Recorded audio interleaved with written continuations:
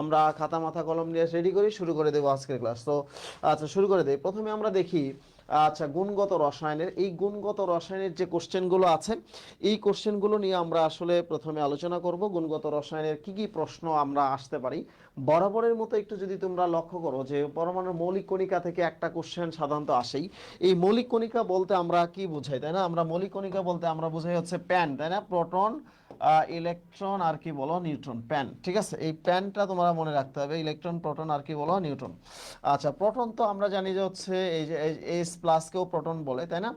আচ্ছা ইলেকট্রন হচ্ছে এরকম -1 0 আর নিউট্রনটা হচ্ছে 0 0, তাই না?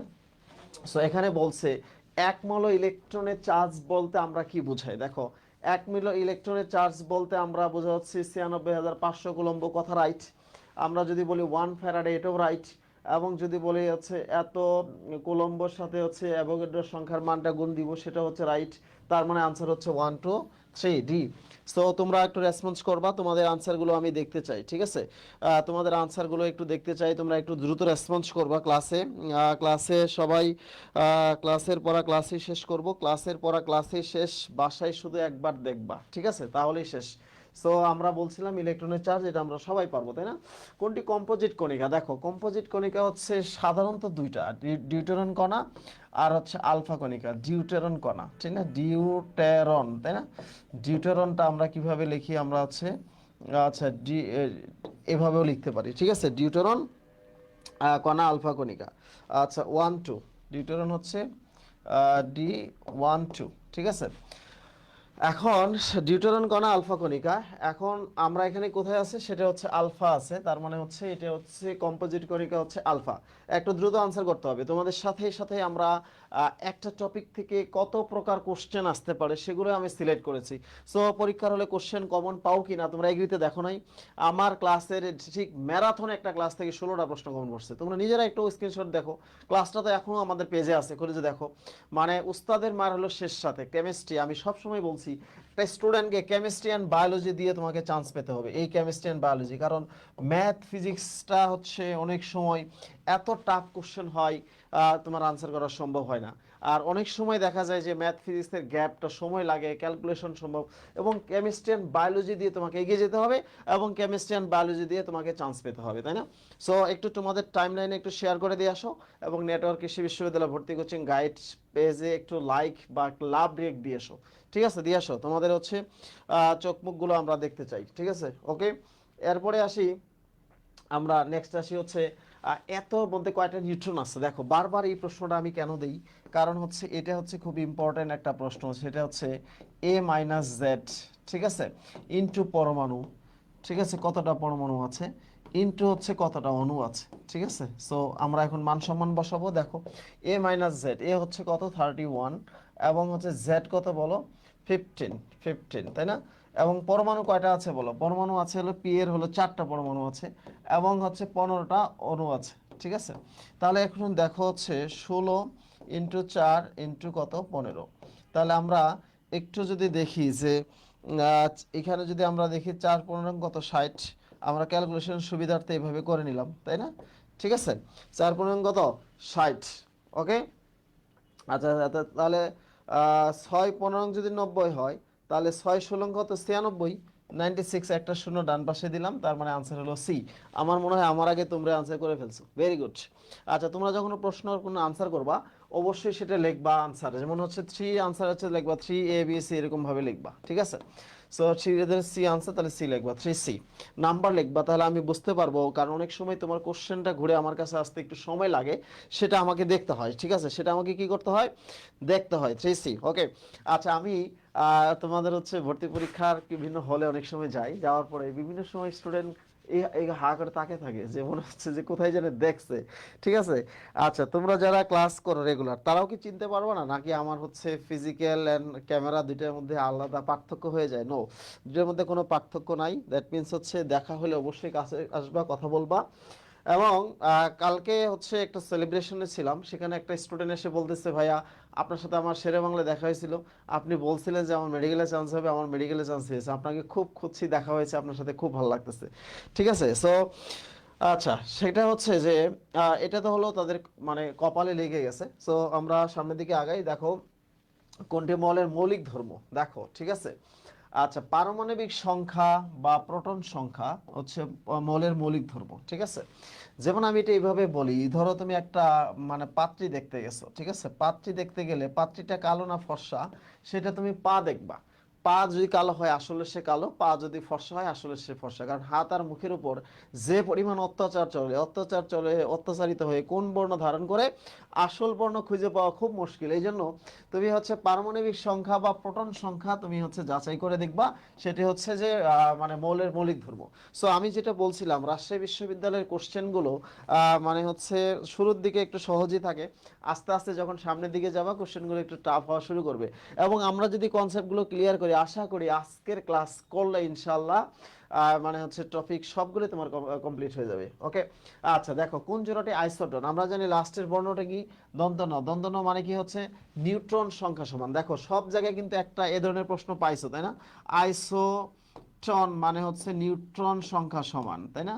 তারপরে তোমরা পেয়েছো আইসো, আইসো হচ্ছে বার মানে হলো ভর সংখ্যা সমান। তারপরে হচ্ছে আইসো তোমার টোপ, টোপ হচ্ছে লাস্টে পথে হচ্ছে কি বলো প্রোটন সংখ্যা সমান। আইসো ইলেকট্রন মানে হচ্ছে কি বলো ইলেকট্রন সংখ্যা সমান। তার মানে ইলেকট্রন সংখ্যা সমান, তারা হচ্ছে আইসো ইলেকট্রন। এই জন্য এগুলো যেখানে যাবা একটা কিন্তু ভর্তি পরীক্ষার হলে পাওয়া যায়, তাই না? সো আমরা উত্তরটাকে আগে যাচাই করে দেখি যে আমরা ধরো হচ্ছে এখানে 6 থেকে 6 গেলে 6 হচ্ছে, 13 থেকে 6 গেলে 7, তার মানে এটা হচ্ছে নিউটন সংখ্যা সমান না। এটা 14 থেকে 6 গেলে 6, 16 থেকে 8 গেলে 8, তার মানে হচ্ছে সরি 14 থেকে 6 গেলে 8 এবং 16 থেকে 8 গেলে 8, এটাই হচ্ছে কি বলো নিউটন সংখ্যা সমান। যাদের নিউটন সংখ্যা সমান তারা হচ্ছে কি বলো আইসোটন। এরপরে আসো যে আইসোবারের ক্ষেত্রে কোনটি সত্য? আইসো বার মানে আমরা কি বলছিলাম একটু আগে, আইসো বার মানে হচ্ছে ভর সংখ্যা সমান। ভর সংখ্যা সমান হলে প্রোটন সংখ্যা ডিফারেন্ট হবে। তার মানে হচ্ছে ভর সংখ্যা একই কিন্তু পারমাণবিক সংখ্যা ভিন্ন। এটা হচ্ছে বাংলাদেশ, তাই না? দেখো খুব সহজ। রাজশাহী বিশ্ববিদ্যালয়ে বিভিন্ন ধরনের সেটে আগে পরীক্ষা হতো। সো এই সেটগুলোতে তোমার হচ্ছে সব সেটের প্রশ্ন পড়তে হবে। সকল সেটের প্রশ্ন পড়লে তুমি আসলে রাজশাহী বিশ্ববিদ্যালয়ে ডিরেক্ট চান্স পেতে পারবে ইনশাল্লাহ। এরপরে আসো আইসোটপ মানে জিঙ্ক তেজস্ক্রিয়তার কোন ধরনের ক্ষয়ের ভিতর দিয়ে যায়? আচ্ছা, এখানে 99% স্টুডেন্ট আনসার ভুল করে। এটা হচ্ছে যদি দেখো যে জিঙ্ক তেজস্ক্রিয়তার ক্ষেত্রে কোন হয়, এটা হচ্ছে আলফা ইমিশন বা আলফা ক্ষয়, ঠিক আছে? এটা মনে রাখতে হবে, আলফা ক্ষয় বা আলফা ইমিশন। ওকে, আচ্ছা আলফা ইমিশন হচ্ছে জিঙ্কের ভিতর দিয়ে যাবে। এরপরে আমরা যদি দেখি, আচ্ছা এক আণবিক সংখ্যা বিশিষ্ট কোন মৌলে 3টা আইসোটোপ আছে, যেমন হচ্ছে এটা হলো হাইড্রোজেন, প্রোটিয়াম এবং ডিউটেরিয়াম। আচ্ছা, প্রোটিয়াম, ডিউটেরিয়াম এবং ট্রিটিয়াম। তার মানে প্রোটিয়াম প্রথমটা, তারপর হচ্ছে ডিউটেরিয়াম, তারপরে কি বলো ট্রিটিয়াম। এবং কোন আইসোটোপটির বহিস্থ শেলে একটা ইলেকট্রন আছে, ঠিক আছে? তার মানে দেখো বহিস্থ শেলে হচ্ছে এরা একটা ইলেকট্রন, এরা একটা ইলেকট্রন, এরা একটা ইলেকট্রন, তার মানে হচ্ছে অল দা দেয়ার, ঠিক আছে? সবকিছুই হচ্ছে কি একটা করে ইলেকট্রন আছে। সো এখানে এরপরে আসি আমরা নিচের কোনটি সঠিক বলছে, যে একটু আমরা দেখি যে কোনটা সঠিক। সবাই হচ্ছে 9 নম্বর প্রশ্ন আনসার করতে থাকো। আচ্ছা আমরা একটু দেখি, অরবিটাল দ্বারা নিউক্লিয়াসের চতুর্দিকে ইলেকট্রন আবর্তনের বৃত্তাকার পথকে বোঝায়, ঠিক আছে? আচ্ছা এখন তোমরা হচ্ছে এটা হলো অরবিটাল দ্বারা, অরবিট হবে, ঠিক আছে? অরবিট দ্বারা নিউক্লিয়াসের চতুর্দিকে ত্রিমাত্রিক স্থানে এক্স ওয়াই জেড ইলেকট্রন আবর্তন করে বোঝায়, ঠিক আছে? আচ্ছা, সব অরবিটালের আকৃতি একই রকম, এগুলো এটাও ঠিক না। অরবিটাল সমূহ হয় কে 11 দ্বারা প্রকাশ করা হয়। অরবিট সমূহ যেমন 1 2 3 4 5 এগুলোকে আচ্ছা এটা দ্বারা প্রকাশ করা হয়। কথা হচ্ছে সত্য। তার মানে 9 এর হচ্ছে আনসার হলো কি ঢাকা। 9 number answer Dhaka. তোমরা কিন্তু অলরেডি পারছো। ওকে, তোমরা আনসার বলতে থাকবা, ক্লাসের পড়া ক্লাসে শেষ হবে এবং ক্লাসের পড়া আমরা কি করব, ক্লাসে শেষ করব। এরপরে আসো যে ডি অরবিটালের জন্য কোনটা সঠিক তথ্য। আচ্ছা আমরা কি বলছিলাম ডি অরবিটালের জন্য, আচ্ছা ডি অরবিটালের জন্য বলছে সঠিক নয় বলছে, তাই না? ডি এল এর মান 2 হলে ডি অরবিটাল, কথা সত্য। ডি অরবিটালের মান হচ্ছে এটা আমরা -2 -1 0 +1 +2, কথা সত্য, ঠিক আছে? অরবিটাল সংখ্যা 5, নো এটা সত্য না। অরবিটাল সংখ্যা কত হবে 10, সত্য না। অরবিটাল সংখ্যা হবে 5। সর্বোচ্চ ইলেকট্রন সংখ্যা 10, আমরা জানি ডি তে 10টা ইলেকট্রন থাকে, এই কথাও সত্য। তার মানে আনসার হবে সি, সিটা হচ্ছে আনসার। ওকে, এরপর আসে 2s অরবিটালে নোড সংখ্যা সাথে, যখন দেখবা যে ns অরবিটালে নোডের ক্ষেত্রে নোডের মান হচ্ছে n-1, তাই না? তার মানে হচ্ছে 2s মানে কি, 2s মানে হচ্ছে 2 - 1 সমান নোড কত হবে বলো 1টি। তার মানে আনসার হবে কি বলো এ। আচ্ছা, তার মানে এনএস অরবিটালে এনএস অরবিটালের ক্ষেত্রে আমরা দেখতে পাচ্ছি যে এটা হবে আনসার। আমরা রাজশাহী বিশ্ববিদ্যালয় আজকে ভাজা ভাজা করবো, সবাই রাজি আছে তো? সবাই একটু লেখো, ইয়েস লেখো সবাই। ইয়েস, আজকে ফার্স্ট পার্ট পুরো ভাজা ভাজা করে ফেলবো, সবাই ইয়েস লেখো। ইয়েস লেখো সবাই।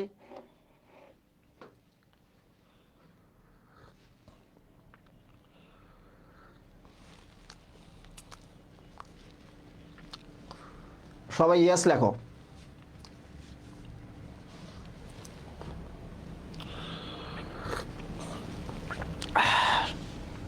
গতকালকে একটা অন্যরকম গল্পের সাক্ষী হয়ে গেছে আমি। সাক্ষীটা হচ্ছে, এবারে যে কৃষিগুচ্ছ ফার্স্ট হলো সেই ছেলেটার সাথে কালকে আমার রাত 1টা পর্যন্ত কথা হয়েছে, অনেক লম্বা সময় ধরে ওর সাথে কথা হয়েছে। তোমাদের এই গল্পটা আজকে শোনাবো। তোমরা যা আমাদের পেজে যা দেখেছো এটা অতটা গুরুত্বপূর্ণ না।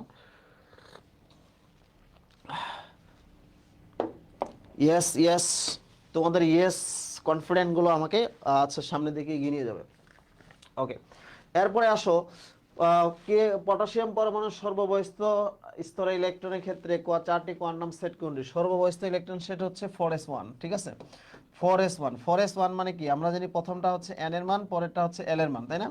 তাহলে n এর মানটা হচ্ছে কত? 4, l এর মানটা হচ্ছে কি বলো? 0। s অরবিটালের জন্য l এর মান 0 না, তার মানে m এর মানও 0। তার মানে হচ্ছে এরকম আছে কি, দেখো 4 0 0 প্লাস হাফ। ওকে, এটাই হচ্ছে আনসার। আনসার হলো এ। তোমরা পারতেছো তো নাকি?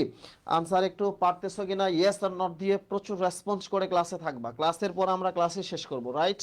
ক্লাসের পর আমরা ক্লাসে শেষ করব। ওকে, আচ্ছা এরপরে আসি আমরা সামনের দিকে যাব, যে 2p অরবিটালের জন্য NLM এর। আচ্ছা, আমি হচ্ছে ফার্স্ট পার্টে একটা ক্লাসের শেষে আমি একটা সাজেশন দিব, সাজেস্টিভ একটা বিষয় নিয়ে তোমাদের সাথে কথা বলবো, যেটি হচ্ছে যে আচ্ছা হোসাইন্স ল অবশ্যই দিব, ক্লাসে থাকলে হোসাইন্স ল অবশ্যই পাবা। টুপি অরবিটালের জন্য দেখো প্রথমটা হচ্ছে n এর মান, n এর মান হচ্ছে 2, p এর জন্য l এর মান হচ্ছে 1। তার মানে এটার মান হচ্ছে 1 হলে -1 0, এটা মানে কি m এর মানটা হচ্ছে +-1, +-1 মানে -1 0 আর কি বলো +1, ঠিক আছে? এটা তার মানে আনসার হবে এ। ওকে, আনসার হবে এ। ক্লাসের পড়া ক্লাসে শেষ করতে হবে, বাসায় শুধু একবার দেখতে হবে, ঠিক আছে?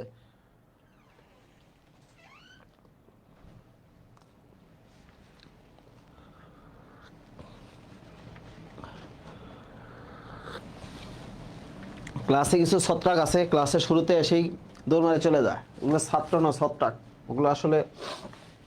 আচ্ছা, কোয়ান্টাম সংখ্যা একটা প্রশ্ন আসেই ম্যাক্সিমাম ক্ষেত্রে, যেখানে যাবা সেখানেই আসে। দেখো, আচ্ছা জিঙ্ক পরমাণু আছে না কি আছে এটা আমার দেখার দরকার নেই, আমি এখানে দেখবো। সেটা হচ্ছে n এর মান 3 আর l এর মান 1, তার মানে হচ্ছে 3 l এর মান 1 এর জন্য p অরবিটাল, তাই না?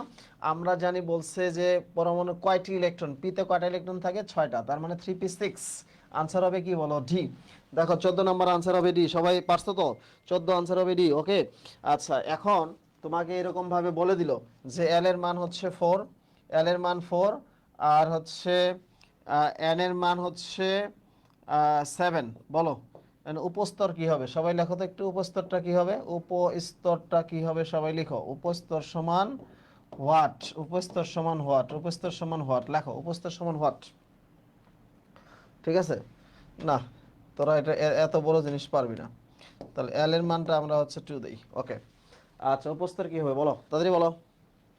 সবাই লেখো, সবাই সবাই লেখো, লিখতে হবে, ক্লাসের পড়া ক্লাসে শেষ, লেখো।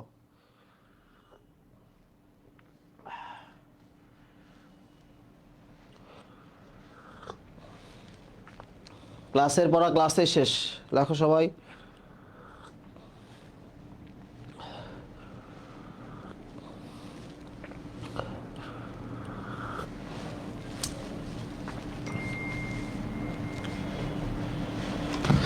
ক্লাস করবা, রাবি নলেজ পড়বা, রাবিয়া নিশ্চিত, ঠিক আছে? এবং হচ্ছে এটা আজকে একটা ক্লাসটা হচ্ছে তোমাদের জন্য হচ্ছে ফ্রি করে দেওয়া হয়েছে। আচ্ছা এরপরে আসো আমরা নেক্সট আসি, ইলেকট্রন বিন্যাসটি কোন মৌলের? দেখো আর্গন হচ্ছে 18, তারপরে হচ্ছে এটা কত 2, প্লাস এটা কত আছে ইলেকট্রন 10, প্লাস হচ্ছে 5, তার মানে 18 2 20 30 আর হচ্ছে 35। আমরা বলো তো 35 এখানে কোন মৌল? আমরা জানি 35 হচ্ছে ব্রোমিন। ব্রোমিনের পারমাণবিক সংখ্যা কত? 5 ব্রোমিন, তার মানে আনসার হচ্ছে ব্রোমিন। এভাবে ইলেকট্রন বিন্যাস কোন মৌলের বললে তোমরা ইলেকট্রন সংখ্যা যোগ করে ফেলবা, ঠিক আছে? ইলেকট্রন সংখ্যা যোগ করে ফেললে আনসার কমপ্লিট, ইলেকট্রন সংখ্যা যোগ করে ফেললে আনসার কমপ্লিট।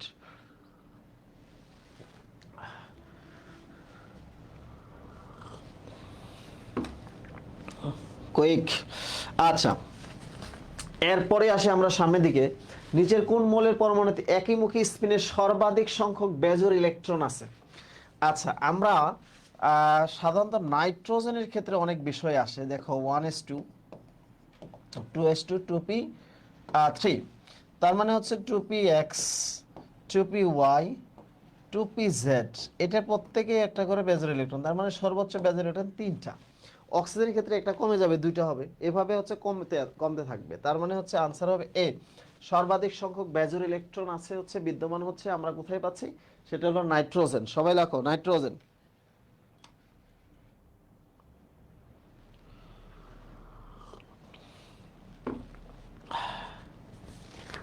সবাই আনসার করো।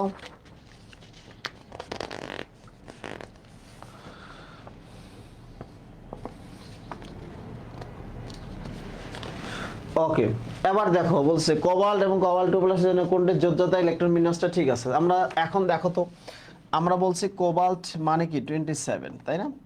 আমি তোমাদেরকে বলছিলাম এ ধরনের যৌগ আসলে তুমি মজা করে লিখবা আর্গন 3d আর4s, তাই না?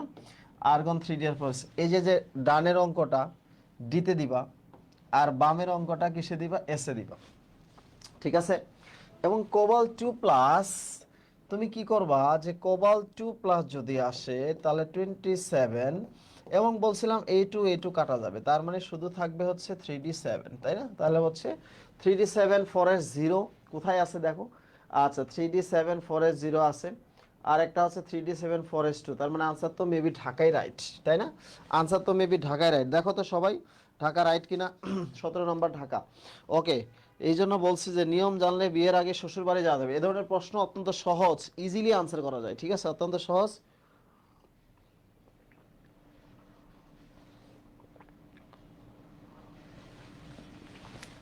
একদম ইজি, একদম হচ্ছে খুব সহজ সহজ মানে শর্টকাট ট্রিক্সে তুমি আনসার করতে পারবো। ওকে, শর্টকাট। এরপরে আসো, আবহাওয়া নীতি অনুসারে কোন অরবিটালে ইলেকট্রন ইলেকট্রন সর্বশেষে প্রবেশ করবে? এটা বিভিন্ন জায়গায় আসছে, তাই না?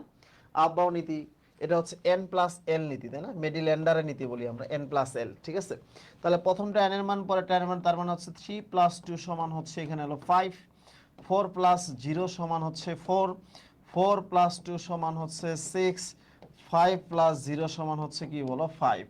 তাহলে কথা বলছে যে আহ্বান নীতি রয়েছে কোন অরবিটালে ইলেকট্রন সর্বশেষে প্রবেশ করবে, সবচেয়ে শক্তি বেশি কার সেখানেই শেষে প্রবেশ করবে, সিতে। তো সিতে হচ্ছে আনসার হলো রাইট, তার মানে সবচেয়ে যার শক্তি বেশি সেখানে ইলেকট্রন সংখ্যা সবার পরে প্রবেশ করবে, সবার হচ্ছে শেষে প্রবেশ করবে, তাই না? লেট, ইলেকট্রন যার শক্তি বেশি। ওকে, এরপরে আসে পরমাণুর অরবিটালে ইলেকট্রন বিন্যাসের ক্ষেত্রে কোনটি সঠিক? আচ্ছা, পরমাণুর অরবিটালে ইলেকট্রন বিন্যাসের ক্ষেত্রে কোনটি সঠিক বলো। তোমরা একটু আচ্ছা আনসার করতে থাকো, ঠিক আছে? 2d এর পূর্বে 2p-তে ইলেকট্রন প্রবেশ করে, এটা কোনো কথা? ঠিক আছে, 2d এর পূর্বে 2p-তে ইলেকট্রন প্রবেশ করে, ঠিক আছে? এখানে ইয়েটাই এলোমেলো আছে, 2d 2p। হ্যাঁ, 2d কি হয় নাকি? ঠিক আছে, 1s2p 2d হয়, 3d পর্যন্ত কমপক্ষে 3d হতে হবে। ডিতে সর্বোচ্চ 10টা ইলেকট্রন থাকতে পারে, এটাই তো রাইট, যে ডিতে ইলেকট্রন সংখ্যা কত, 10। আমরা জানি ডিতে 5টা অরবিটাল আছে, 10টা ইলেকট্রন আছে, তাই না? এস এ হচ্ছে 2টা ইলেকট্রন আছে, পিতে হলো 6টা ইলেকট্রন আছে, এফ এ হলো 14টা ইলেকট্রন আছে। কতটা ইলেকট্রন থাকে এগুলো, ইলেকট্রন হচ্ছে অরবিটালের দ্বিগুণ, তাই না? যতটা অরবিটাল থাকবে উপস্তরে তার দ্বিগুণ সংখ্যক ইলেকট্রন থাকবে। আমরা 2 দিয়ে গুণ করলে আনসারটা বের করতে পারবো, ঠিক আছে? 2 দিয়ে গুণ করলে আনসারটা কি করব, বের করতে পারবো। এরপরে আসি আমরা, আচ্ছা আচ্ছা, দেখো বলছে যে কোনটি আয়ার সক্রিয় অণু না। তুমি এদের ইলেকট্রন বিন্যাস করে দেখতে পারবা, সেটা হচ্ছে পি এক্স, পি ওয়াই, যে পি জেড আছে না, জেড অরবিটালের ক্ষেত্রে দেখবা এই এন এর ক্ষেত্রে কোনো বেজোড় সংখ্যক ইলেকট্রন পাওয়া যায় না। সো এই জন্য সেটা আয়ার সক্রিয় না। যদি এন টুতে জোড় সংখ্যক বা ইলেকট্রন পাওয়া যেত, তাহলে সেটা সক্রিয়, মানে বেজোড় সংখ্যক ইলেকট্রন পাওয়া যেত, সেটা অণুটা আয়ার সক্রিয় হতো। ঠিক আছে, আয়ার অ্যাক্টিভ হওয়ার কারণে হচ্ছে বেজোড় ইলেকট্রন সংখ্যা। পি অরবিটালের ক্ষেত্রে ইলেকট্রন লাগবে। আচ্ছা, এইটা তোমরা অনেকবার পরে আসছো যে নিচের বিকিরণগুলোর মধ্যে কোনটা তরঙ্গ দৈর্ঘ্য সবচেয়ে বেশি। তরঙ্গ দৈর্ঘ্য সবচেয়ে বেশি আমরা এইভাবে বলি, মহাজগতের, আমি এই কথাটা আগেও বলেছি, মহাজগতের গামা রঞ্জনকে অতি বেগুনি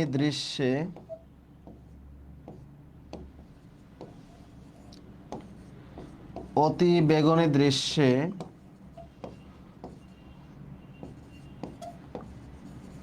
অবহেলিত করেছে রেডিও টেলিভিশন।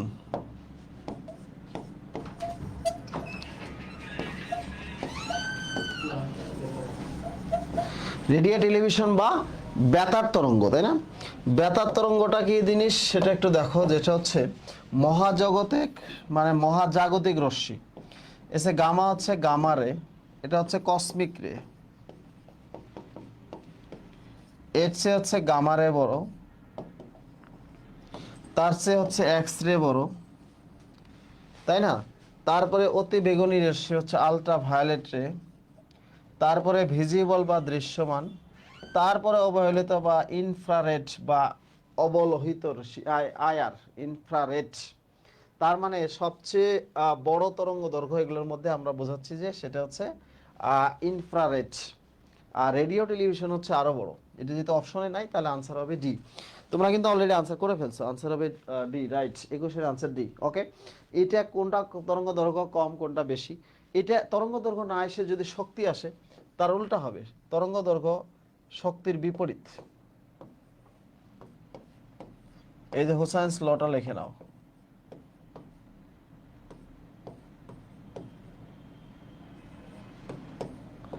ঠিক আছে, লিখে নাও, লিখে নাও, ঠিক আছে। ওকে, এরপরে আসো, ইলেকট্রন সমূহ দ্বিতীয় শক্তি স্তরে ফিরে আসলে বর্ণালীতে যে রেখা দেখা দেয় তার নামটা কি? আচ্ছা, 2 নম্বরে ফিরে আসলে সেটার নাম হচ্ছে কি বলো?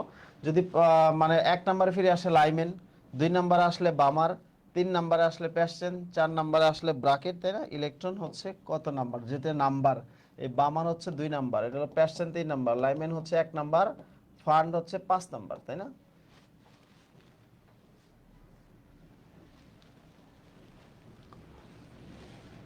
ওকে, এরপরে আমরা দেখি হচ্ছে এই যে লাইমেন বামার প্যাসচেন, ঠিক আছে, দৃশ্যমান আলো কোথায় দেখা যায়? কিন্তু অতি বেগুনি অঞ্চলে, কি লাইমেন হচ্ছে অতি বেগুনি অঞ্চল, আর বামার হলো দৃশ্যমান অঞ্চল। এই যে এইগুলো কিন্তু পরীক্ষা আসে, দৃশ্যমান, খুব সহজ প্রশ্ন। দৃশ্যমান হচ্ছে আছে বামার, দৃশ্যমান মানে হচ্ছে বেনি আসহ গলা পড়ে আসছো না? আচ্ছা, মানে রংগুলো পড়ে আসছো তো, তাই না?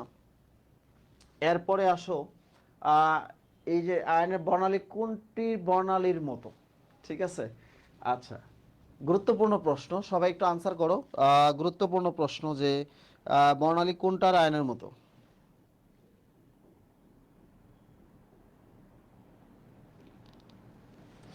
ঠিক আছে, আমরা দেখব যে হচ্ছে এর ইলেকট্রন সংখ্যা কত।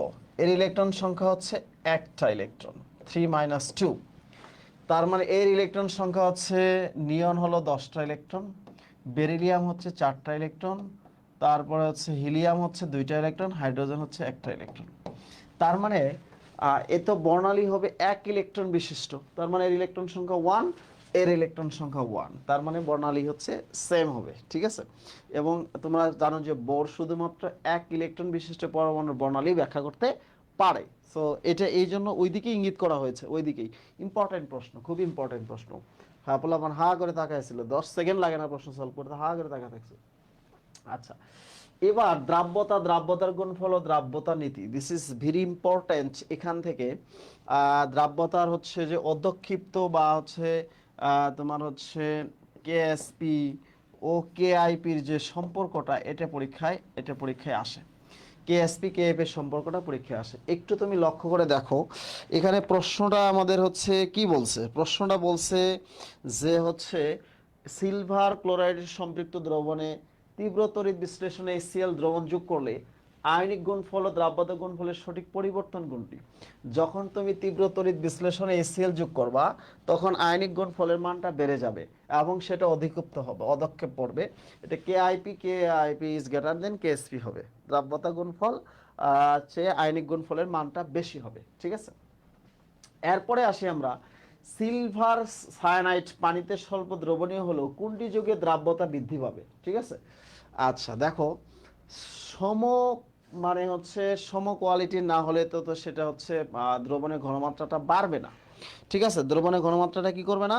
বাড়বে না। ফলে যদি এটা যদি আমরা সমায়নের ক্ষেত্রে আমরা যদি KCN-টা যোগ করি, পটাশিয়াম সায়ানাইড, তাহলে এই দ্রবণীয় হলো সিলভার নাইট্রেট যোগ করলে দ্রাব্যতার পরিমাণটা বেড়ে যাবে। ঠিক আছে, দ্রাব্যতার KCN-টা বেড়ে যাবে।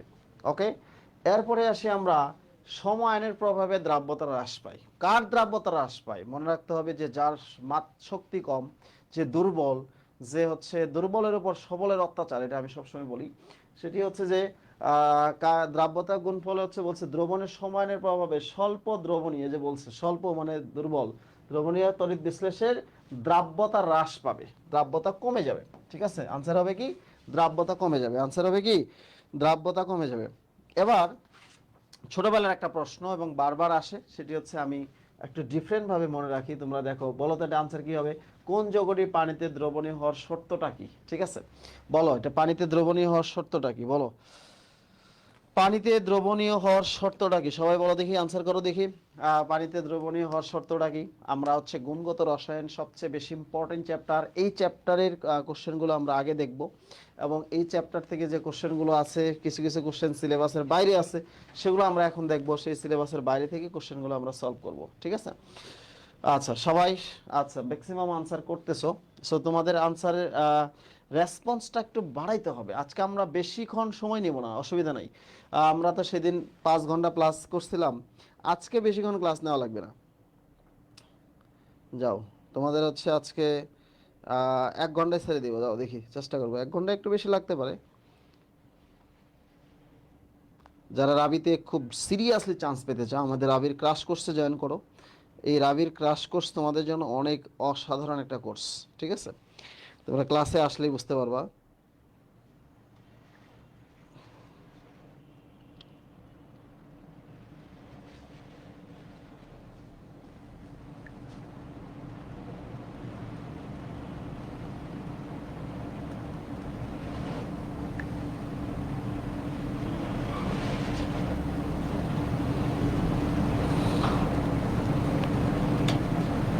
Very good.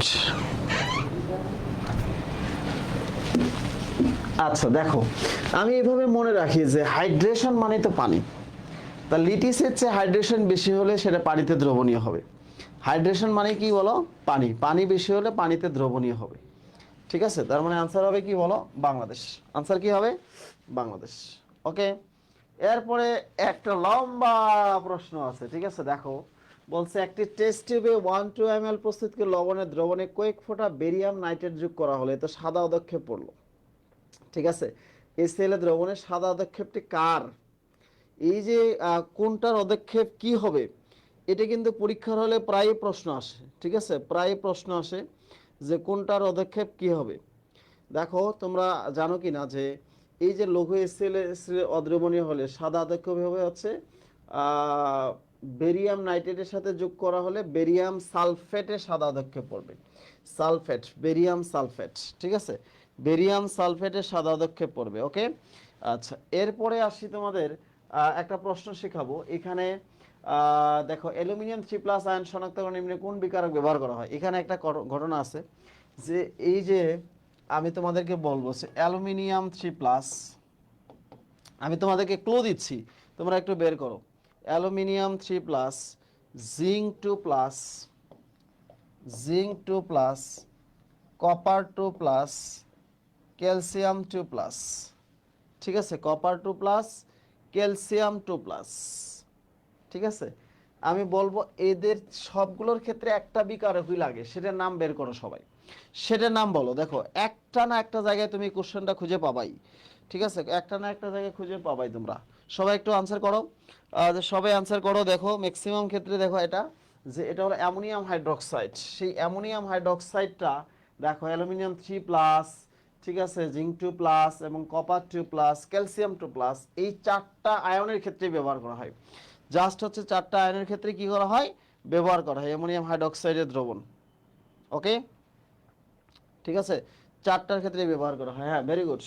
এরপর একটা সহজ প্রশ্ন, ছোটবেলা পড়ে আসছে এটা, যে চুনা পাথরের উপর লঘু সালফিউরিক অ্যাসিড যোগ করে নিচের কোনটা তৈরি হয়? ছোটবেলায় পড়ে আসছে। চুনা পাথর মানে ক্যালসিয়াম কার্বনেট, তাই না? ক্যালসিয়াম কার্বনেট ছোটবেলায় পড়ে আসছে। বলো, সবাই বলো, সেটা সবাই বলো। এই সবাই বলো, কি কি উৎপন্ন হবে? ছোটবেলা পড়ে আসছে কিন্তু, ঠিক আছে? আচ্ছা, হুম, কি বলছে? লঘু সালফিউরিক অ্যাসিড দিছো, ঠিক আছে। আচ্ছা, লঘু সালফিউরিক অ্যাসিড দিলাম, ঠিক আছে, লঘু সালফিউরিক অ্যাসিড দিলাম, তার মানে হচ্ছে ক্যালসিয়াম সালফেট হবে। দিলাম, এই যে সালফেটের সাথে ক্যালসিয়াম চলে গেল, প্লাস হাইড্রোজেনের সাথে অক্সিজেন বের হয়ে গেল, পানি হবে। এবং দেখো কার্বন ডাইঅক্সাইডের বুদবুদ তৈরি হয়, তাই না? এই যে কার্বন ডাইঅক্সাইড, মনে আছে তোমাদের যে চুনা পাথর থেকে কার্বন ডাইঅক্সাইডের বুদবুদ তৈরি হয়, তাই না? তোমরা আনসার করতে হবে দ্রুত, তোমরা নাম্বার বলতে হবে, 30 নাম্বার, 34 নাম্বার, এভাবে আনসার বলতে হবে, ঠিক আছে? আনসার আলী না বললে হবে না, ঠিক আছে? আনসার আলী না বললে হবে না। এবার যে টপিকগুলো আমি পড়াবো, এই টপিকগুলো তোমাদের সিলেবাসে নাই। টপিকগুলো কিসে নাই বলো? এই টপিকগুলো তোমাদের সিলেবাসে নাই, কিন্তু প্রত্যেকবার এখান থেকে প্রশ্ন আসে, ঠিক আছে? সিলেবাসে নাই বাট প্রশ্ন আসতেছে, সিলেবাসে নাই বাট প্রশ্ন আসতেছে। সেগুলো কি? সো একটু দেখো সামনের দিকে, রসায়নে একাধিক যৌগের মিশ্রণেতে উপাদান পৃথকীকরণ পদ্ধতি। দেখো পৃথকীকরণ পদ্ধতি হচ্ছে ক্রোমাটোগ্রাফি। আচ্ছা, ক্রোমাটোগ্রাফি শ্রেণী বিন্যাস আমরা পড়ে ফেলছি, তাই না? ক্রোমাটোগ্রাফি, ঠিক আছে, ক্রোমাটোগ্রাফি যেমন হচ্ছে গ্যাস ক্রোমাটোগ্রাফি, তাই না? এবং এসপিএলসি অথবা হচ্ছে UPLC, high performance lipid chromatography, TLC ব্যবহার করা হয়। তারপর ইলিশা তো জীবনে নাম শুনে নাই, তাহলে এটাই হবে আনসার, যে এটা পৃথকীকরণ পদ্ধতি না, ইলিশা, তাই না? ইলিশা পৃথকীকরণ পদ্ধতি না। ওকে, এইভাবেই হচ্ছে প্রশ্নগুলোর আনসার। আমি মানে হচ্ছে ক্রোমাটোগ্রাফি থেকে এটাই আসে যে পৃথকীকরণ পদ্ধতি কোনটা, বা এক্সাম্পল আসে।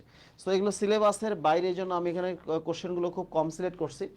এবং তোমরা একটু দেখো, সেটা বলছে কঠিন জৈব যৌগের বিশোধনের জন্য পদ্ধতি কোনটা। তরল যৌগের জন্য বিদ্যুৎ পদ্ধতি আছে, কঠিন যৌগ যৌগের জন্য পৃথকীকরণ পদ্ধতি আছে। আমরা জানি হচ্ছে কঠিন যৌগ যৌগের জন্য ঊর্ধ্বপাতন এটা ব্যবহার করা হয়, এবং ক্যালাসন ব্যবহার করে। দুইটার মধ্যে এটা আছে, তাহলে আনসার হবে ডি, তাই না? আনসার কি হবে বলো? ডি হবে। ওকে, আনসার হবে ডি। সহজ সহজ জিনিসগুলো আমি কালেকশন করছি, যাতে তোমাদের হচ্ছে পরীক্ষার হলে কনফিউশন না থাকে। আচ্ছা, ক্রোমাটোগ্রাফিতে আরেকটা প্রশ্ন আসছে, যে কোনো ক্রোমাটোগ্রাফিতে আরএফ এর মান সর্বোচ্চ 1 হতে পারে। সর্বোচ্চ কত হতে পারে বলো? আরএফ এর কোনটা বেশি হতে পারে? 1 হতে পারে। আরএফ এর মান 1 এর নিচে হতে হবে, অলওয়েজ 1 এর নিচে হতে হবে। ওকে, এরপরে বলছে যে এই বিক্রিয়াটি হলো, ঠিক আছে। আচ্ছা দেখো, একটা জিনিস খেয়াল করে দেখো, যে কোনো একটা বিক্রিয়াকে যদি ধরো হচ্ছে মানে তোমার ফিজিক্সে পড়ে আসছে, তাই না? কোনো একটা বিক্রিয়াকে যদি আঘাত করা হয়, কি দিয়ে আঘাত করা হয়? যদি আঘাত করা হয় যে হচ্ছে উচ্চ গতির সময় নিউট্রন, প্রোটন বা আলফা কণা দ্বারা, এবং তখন সেটা ভেঙে নতুন একটা পরমাণুতে পরিণত হয়। যেমন আমরা হচ্ছে যে নিকেল এখানে হচ্ছে কপারে পরিণত হয়েছে। এই ধরনের বিক্রিয়াকে বলা হয় ট্রান্সমুটেশন বিক্রিয়া। কি বলা হয়? ট্রান্সমুটেশন বিক্রিয়া। সো এটা হচ্ছে ট্রান্সমুটেশন। তাহলে আমরা কিভাবে বুঝলাম? এই যে দেখো, এই যে দেখো নিউট্রন। সো এটাকে আমরা ট্রান্সমুটেশন বিক্রিয়া বলবো। ডেফিনেশন থেকে সরাসরি প্রশ্ন আসছে। ওকে, এরপরে আসছে হচ্ছে এত নিউক্লিয়াসই ক্ষয়প্রাপ্ত হয়ে এত হয়েছে, এখানে কি ধরনের ক্ষয় হচ্ছে দেখো। আচ্ছা, এখানে প্রোটন সংখ্যা কত? 11। এটার প্রোটন সংখ্যা হচ্ছে 12। কোনো একটা জায়গায় যদি প্রোটন সংখ্যা বাড়ে, তখন তাকে হচ্ছে আমরা বলি হচ্ছে বিটা কণা, কারণ বিটা কণার সংখ্যা হচ্ছে -1 0।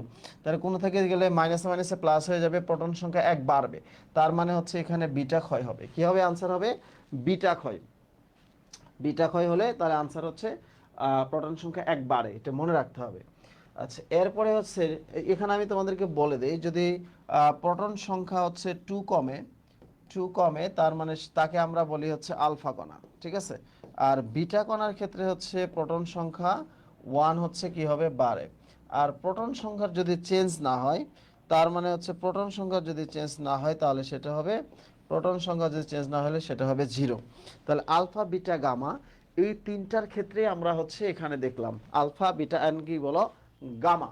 ওকে, তার মানে হচ্ছে এরপরে আসি আমরা যদি সামনে দিয়ে নিউক্লিয় চুল্লিতে পারমাণবিক বিক্রিয়া নিয়ন্ত্রণে নিচের কোনটি ব্যবহার করা হয় দেখো। আচ্ছা একটু বের করো তো দেখি যে নিউক্লিয় চুল্লিতে কি ব্যবহার করা হয় একটু বলো। তোমরা একটা ফিজিক্সে পড়ে আসছো, কেমিস্ট্রিতে আমি তোমাদের কোশ্চেনটা দিয়েছি, ফিজিক্সে পড়ে আসছো। ওকে, আচ্ছা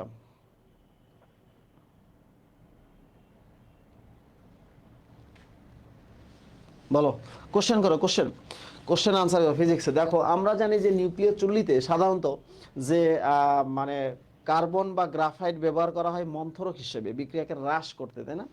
আবার হচ্ছে যদি বিক্রিয়া নিয়ন্ত্রণ করার জন্য আমরা বোরন ব্যবহার করি। কি ব্যবহার করি? বিক্রিয়া কন্ট্রোল করার জন্য কি ব্যবহার করা হয়? বোরন। এরপরে আসা হচ্ছে ভেদন ক্ষমতার অনুসারে আলফা বিটা গামার বিকিরণগুলো সাজানো যায়। দেখো আলফা বিটা হচ্ছে এবং গামা, এটার চেয়ে ভেদন ক্ষমতা এর চেয়ে ভেদন ক্ষমতা, সেটা যদি 1 গুণ হয় এটা হলো 100 গুণ, আর এটা হলো 1000 গুণ। ঠিক আছে, এরকমই মনে হয়, তাই তো? 1 গুণ 100 গুণ 1000 গুণ। ওকে, তাহলে আলফা বিটা গামা, তাহলে হচ্ছে ভেদন ক্ষমতার ক্রম অনুসারে সবচেয়ে বেশি ভেদন কম ভেদন ক্ষমতা আলফা, তারপরে বিটা, তারপরে গামা। সবচেয়ে গামার হচ্ছে ভেদন ক্ষমতা বেশি। ঠিক আছে, ওকে। তারপরে হচ্ছে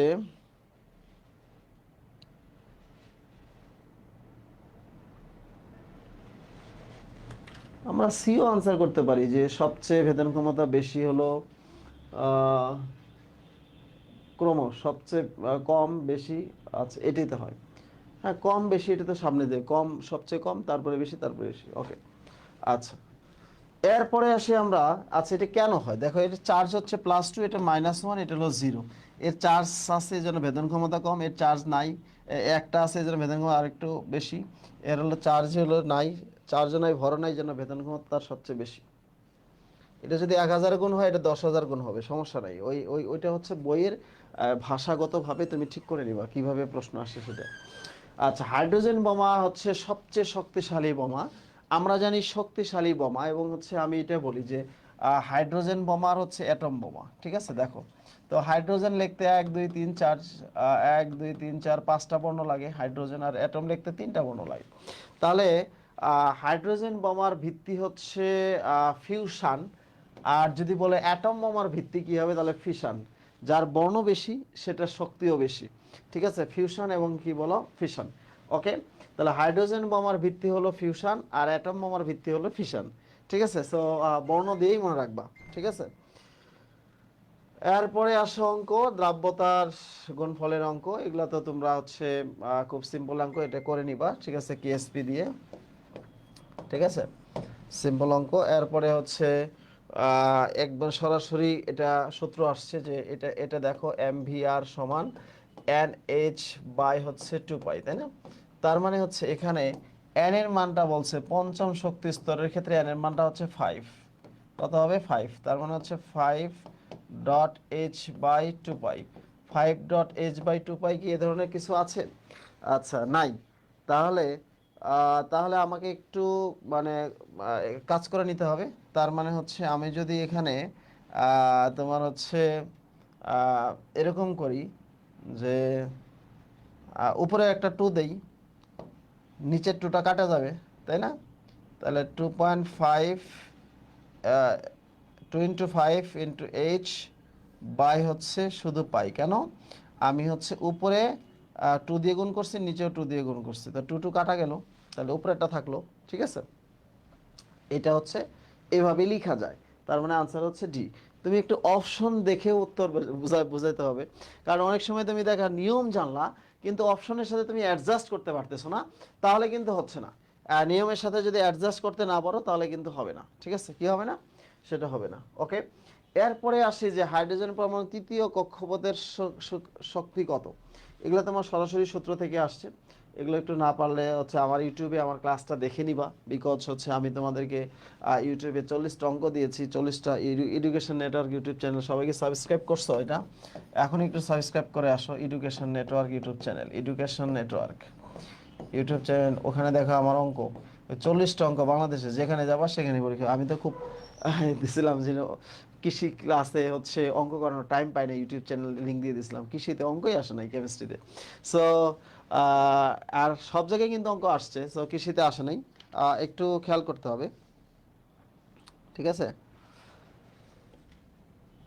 পরে স্লাইড দে।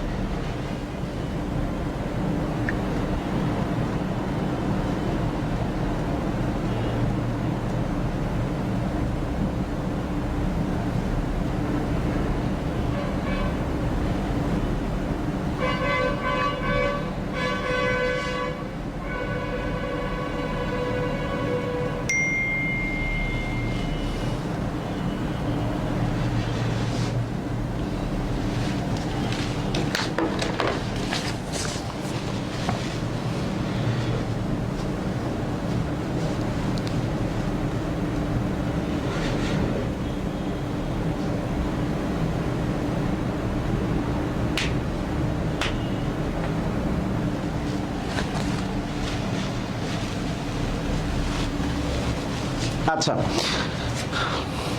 তাহলে গুণগত রসায়নের আমাদের মোটামুটি ক্লাসের ইম্পর্টেন্ট টপিকগুলো আমরা এভাবে শেষ করলাম। সো আমরা মানে হচ্ছে এবার পর্যায়ভিত্তিক ধর্ম রাসায়নিক বন্ধন আসবো। এই পর্যায়ভিত্তিক ধর্ম রাসায়নিক বন্ধনে একটা জিনিস বলে নিই, এই চ্যাপ্টারটিতে সংখ্যাভিত্তিক প্রশ্ন সবচেয়ে বেশি থাকে। সংখ্যাভিত্তিক প্রশ্ন বলতে আমরা কি বোঝাই? সংখ্যাভিত্তিক মানে হচ্ছে এস অরবিটালের সংখ্যা কত, এস অরবিটালে কটা, এস পি ডি এফ মৌলের সংখ্যা কত, তারপরে হচ্ছে কর্ণ সম্পর্ক কোনটা, তারপর হচ্ছে তোমার মানে হচ্ছে লেনদেনের অ্যাক্টিনের সারিতে মৌল কয়টা আছে, বিরল মৃত্তিকা কত, অবস্থান্তর মৌল কয়টা। এই যে কোশ্চেন আছে এগুলো সংখ্যা ভিত্তিক কোশ্চেন এখানে সবচেয়ে বেশি আসে। তো সংখ্যা ভিত্তিক কোশ্চেনগুলো আমরা হচ্ছে এখানে এই চ্যাপ্টারগুলোতে সবচেয়ে বেশি দেখব, ঠিক আছে? সো দেখো, রাজশাহী বিশ্ববিদ্যালয়ের কোশ্চেন কিন্তু মানে হচ্ছে একেবারে মানে অন্যদের মতো এরকম একবারে সহজ সরল কোশ্চেন কিন্তু আসে না। সো মানে এতটা ছেড়ে দেওয়ার কোনো কারণ নাই। তবে রাজশাহী বিশ্ববিদ্যালয়ে একটু মানে হচ্ছে কোশ্চেনগুলো দেখলেই, প্রশ্নগুলো আনসার করলেই, মানে দেখলেই কিন্তু মানে নিয়ম জানলেই প্রশ্নগুলো আনসার করতে পারবা। সো আমরা এই পর্যায়ভিত্তিক ধর্ম রাসায়নিক বন্ধনের আনসারগুলো একটু দেখে আসি। সো আমরা প্রথমে দেখব যে হচ্ছে কোন বিক্রিয়াটি সঠিক নয়। দেখো, ম্যাগনেট বলছে ম্যাগনেসিয়াম নাইট্রাইডের সাথে, দেখো ম্যাগনেসিয়াম হাইড্রোক্সাইড অ্যামোনিয়া, কথাটা সত্য। ম্যাগনেসিয়াম কার্বাইডের সাথে ম্যাগনেসিয়াম হাইড্রোক্সাইড আর হচ্ছে মানে C2H2 হয়েছে, তাই না? ইথাইন হয়েছে, এটাও কথাটা সত্য। অ্যালুমিনিয়াম ক্লোরাইডের সাথে পানি থাকলে অ্যালুমিনিয়াম অক্সাইড HCl হবে, অ্যালুমিনিয়াম হাইড্রোক্সাইড আর HCl হওয়ার কথা ছিল, তার মানে এটা হচ্ছে সঠিক নয় আনসার। তার মানে আনসার কি নয় বলো? সঠিক নয়, আনসার হলো সি। ওকে, এরপরে আসা হচ্ছে 25 পারমাণবিক সংখ্যাবিশিষ্ট মৌলটি পর্যায় সারণীর কোন জায়গায় অবস্থান করে। দেখো, 25 পারমাণবিক সংখ্যা পর্যায় 25 হচ্ছে, তোমরা মনে রাখবা একটা সূত্র মনে রাখবা, হোসাইন্স ল, 21 থেকে 30 পর্যন্ত, 21 থেকে 30 পর্যন্ত যে মৌলগুলো আছে এগুলোর ক্ষেত্রে তুমি হচ্ছে পর্যায় সারণীতে কোথায় অবস্থান করে সেটা তুমি যদি একটু ইয়া করো, যে 2 + 5 সমান হচ্ছে 7, তার মানে এটা গ্রুপ নাম্বার 7। দেখো তো এখানে গ্রুপ কোথায় আছে? আচ্ছা, গ্রুপ নাম্বার হলো 7, এই যে গ্রুপ 7। এবং একটা জিনিস মনে রাখবা যে এই 21 থেকে 30 পর্যন্ত সকলেই চতুর্থ পর্যায়ের মৌল, তার কারণ এদের হচ্ছে শেষ কক্ষের ইলেকট্রনটা হচ্ছে 3d/4s, সর্বোচ্চ কোয়ান্টাম নাম্বার 4, তার মানে এরা সকলেই ফোর্থ পিরিয়ড, তার মানে পর্যায় 7, গ্রুপ হচ্ছে 7। এই দুটো দেখো, এই যে 25 2 5 যোগ করলে 7 হয়, মিলাই দেখো হয়ে যাবে। দিস ইজ হোসাইন্স ল। তোমাকে জানতে হবে যে নিয়ম জানা যাবে, নিয়ম জানা যায় কত সহজভাবে। ওকে, নিয়ম জানা যায় কত সহজভাবে। কেমিস্ট্রিতে এই যে প্রায় 2 শতাধিক শর্টকাট ট্রিক্স আছে, এই ট্রিক্সগুলো যদি তুমি জানো, তুমি সব জায়গায় পরীক্ষা বিভিন্ন জায়গায় মাতবরি করতে পারবে। আরে এটা একটা ব্যাপার হলো, এটা দেখো এই যে হোসাইন্স ল। ওকে, এরপরে আসো আমরা ক্ষারকগুলির শক্তির সঠিক ক্রম অনুসারে কোনটি শক্তির যতই নিচের দিকে যাবা তার সক্রিয়তা বা শক্তিটা বেড়ে যাবে। তার মানে হচ্ছে আমরা তো যদি নিচের দিকে যাই, তার মানে হচ্ছে দেখো লিনাকে রুবি, তাই না? রুবি তো নয়, তার মানে এটাই হচ্ছে আনসার। তার মানে আনসার হচ্ছে এ, লিনাকে রুবি সেচে ফেলেছে, তাই না? লিনাকে রুবি সেচে ফেলেছে। ওকে, তোমরা দেখো, তোমরা বলার আগে আমি আনসার বলে দিচ্ছি, তোমাদের আনসারগুলো আমাদের জানা উচিত। ঠিক আছে, লিনাকে রবি সেচে ফেলেছে। ওকে, পরের প্রশ্নটা দেখো একটু। পরের কোশ্চেনটা বলছে ক্যালসিয়াম হাইড্রাইড অতিরিক্ত পানির সাথে বিক্রিয়া করে কি হয়। আচ্ছা দেখো, ক্যালসিয়াম হাইড্রাইড, ঠিক আছে, অতিরিক্ত পানির সাথে বিক্রিয়া করে কি হয়, পানির সাথে বিক্রিয়া করে কি হয়, বলো, তোমরা বলো, আনসার বলো, কি হবে? ক্যালসিয়াম হাইড্রোক্সাইড হবে এবং অতিরিক্ত পানি থেকে হাইড্রোজেনটা বের হয়ে যাবে। ঠিক আছে, আনসার হবে ডি। আনসার হবে ডি।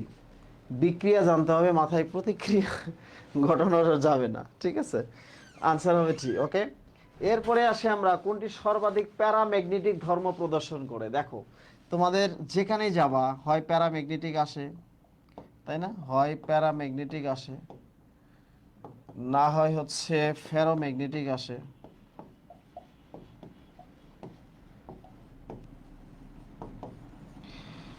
প্যারাম্যাগনেটিক, ফেরোম্যাগনেটিক, না হয় হচ্ছে ডায়াম্যাগনেটিক আসে, ডায়াম্যাগনেটিক আসে।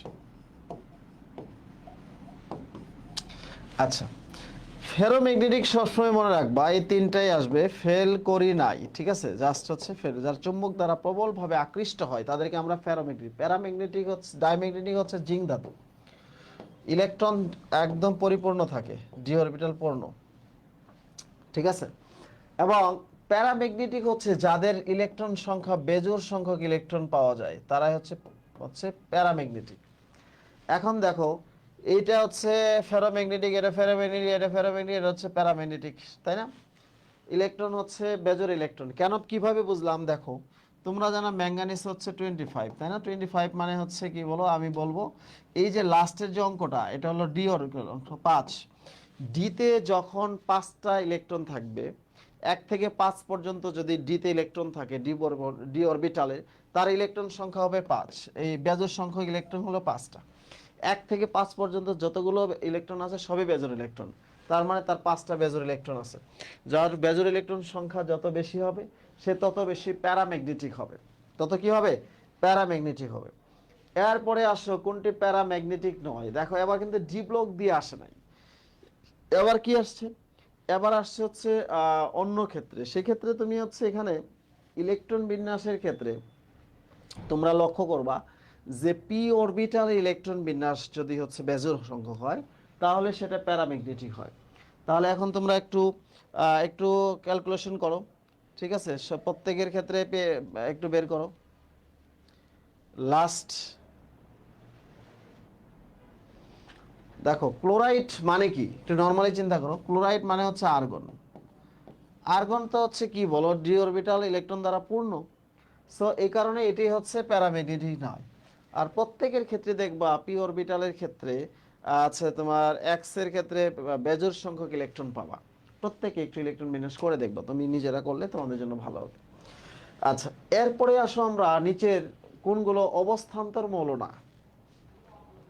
অবস্থান্তর মৌল হবে দেখবা হচ্ছে আয়নের ইলেকট্রন বিন্যাস। আয়নের ক্ষেত্রে, চার্জের ক্ষেত্রে আয়নে D1 থেকে D9 পর্যন্ত হলে অবস্থান্তর হবে। এই কারণে স্ক্যান্ডিয়াম 3+ ইলেকট্রন নাই ডিতে, জিঙ্ক 2+, এই জন্য হচ্ছে ডি ইলেকট্রন 10, এবং কপার প্লাস ডি হলো 10। তার মানে এটা হলো D0, এটা হলো D10, এটা হলো D10। এগুলো অবস্থান্তর না। দেখো এগুলো কোনটার মধ্যে আছে, তোমরা একটু খুঁজে বের করো। এগুলো যার মধ্যে আছে তারা অবস্থান্তর নয়, বাকিগুলো অবস্থান্তর হবে। একটু খুঁজে বের করো, সবাই খুঁজে বের করো, দেখো। আচ্ছা, এই যে এখানে যদি আমরা প্রথমটা চিন্তা করি, তাহলে স্ক্যান্ডিয়াম আছে, এটা বাদ। এখানে যদি চিন্তা করি যে হচ্ছে টাংস্টেন আছে, এটা বাদ। তার এখানে যদি চিন্তা করি ক্যালসিয়াম আছে, ডি ব্লক না, বাদ। ডি ব্লক না হলে তো অবস্থান ধরার সুযোগই নাই। তার মানে আনসার হচ্ছে ডি। আনসার হবে ডি। দেখো, তোমরা একটু ভিন্নতা পাইছো না কোশ্চেনের, একটু ডিফারেন্ট কিছু পাইছো না? সো এই জন্য বলি যে রাজশাহী বিশ্ববিদ্যালয়ে চান্স পাওয়া সহজ, কারণ কোশ্চেনের ডিফারেন্ট বা কোশ্চেনের ভিন্নতা কিন্তু এখানে আছে। ঠিক আছে, আমি বলছি আজকে ক্লাসে বেশি সময় নিব না, বাট আজকে ক্লাসে মানে ইম্পর্টেন্ট জিনিসগুলো আলোচনা হচ্ছে। একটু দেখো, এরপরে আসা হচ্ছে কোনটি অবস্থান বলে পরিবর্তনশীল জারণ অবস্থা প্রদর্শন করে না। পরিবর্তনশীল জারণ অবস্থা প্রদর্শন করে না, একটু আগে বলছি, স্ক্যান্ডিয়াম 3+, জিঙ্ক 2+, ঠিক আছে, এরা পরিবর্তনশীল জারণ অবস্থা প্রদর্শন করে না, তার মানে আনসার হবে জিঙ্ক। এখানে জিঙ্ক আছে, দেখো জিঙ্ক আছে। ওকে, এরপরে আসে কোন গ্যাসটি অপেক্ষাকৃত নিষ্ক্রিয়। ঠিক আছে, দেখো কোন নিচের কোন গ্যাসটি অপেক্ষাকৃত নিষ্ক্রিয় বলছে। আমরা জানি যে নাইট্রোজেনের অপর নাম হচ্ছে অ্যাজোট, এটা হচ্ছে নিষ্ক্রিয়তার কাছাকাছি, এই জন্য নাইট্রোজেনকে হচ্ছে নিষ্ক্রিয় বলা হয়। অ্যাজোট মানেই হলো নিষ্ক্রিয়। অ্যাজোট মানে কি? নিষ্ক্রিয়। প্রায় তোমার কাছে কোশ্চেন আসবে নিচে কোনটি অ্যাজোট, তখন আবার আবার ইয়ে হয়ে যাবে, ঠিক আছে।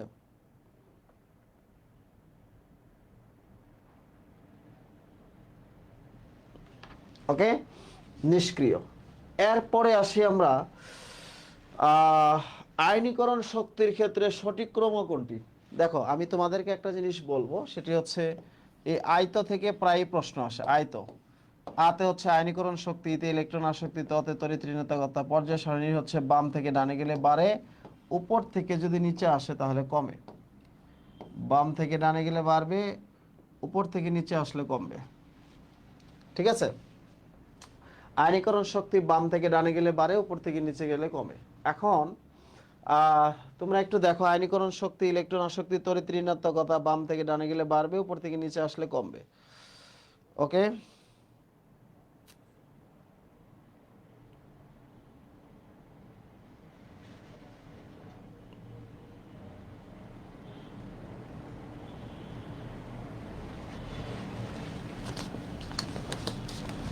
বলো আনসার করো একটু। তোমাদের অনেকক্ষণ ধরে তোমাদের আনসার খুঁজে পাচ্ছি না, আনসার করো প্লিজ, আনসার করো।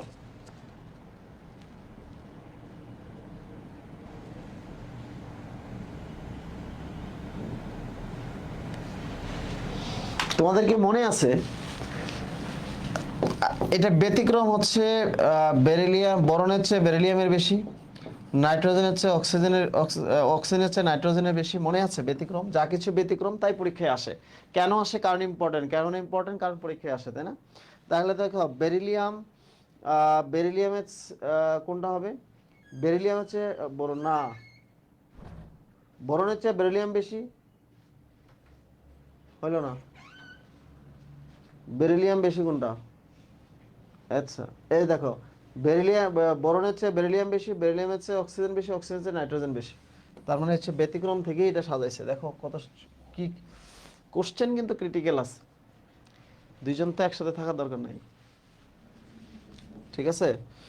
আচ্ছা, ওকে, এরপরে আসি আমরা নেক্সট হচ্ছে দেখি ক্লোরাইডের তুলনায় ক্লোরিনের প্রথম আয়নীকরণ বিভব। দেখো ক্লোরাইড মানে হচ্ছে আর্গন, নিষ্ক্রিয় গ্যাসের ইলেকট্রন আয়নীকরণ শক্তির মান বেশি, তাই না? তার মানে হচ্ছে chloride is greater then chlorine. কি বলছে? ক্লোরাইডের তুলনায় ক্লোরিনের আয়নীকরণ শক্তির মান কম হবে, তার মানে আনসার হবে এ।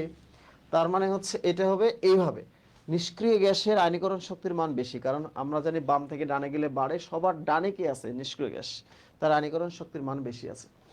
এরপরে আসি আমরা প্রথম আয়নীকরণ বিভব, ঠিক আছে। প্রথম আয়নীকরণ বিভব, একটু মানটা দেখো, ওই যে বাম থেকে ডানে গেলে বাড়ে, উপর থেকে নিচে আসলে কমে, তাই না? এইভাবেই হবে আর আয়নীকরণ।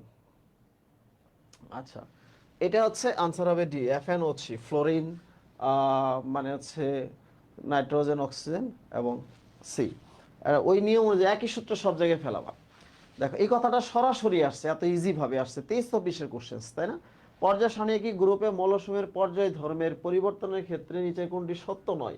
একই গ্রুপে নিচের দিকে গেলে, দেখো আমরা বলছি আয়নিক ব্যাসার্ধ বাড়ে, হ্যাঁ নিচের দিকে গেলে আয়নিক ব্যাসার্ধ বাড়বে, কারণ একটা মানুষ যখন একই সাথে নিচের দিকে যায়, তার মানে হচ্ছে মৌলে তার পারমাণবিক সংখ্যা বাড়ে, সে হচ্ছে আয়নীকরণ শক্তির মান, ব্যাসার্ধর মানও বাড়ে।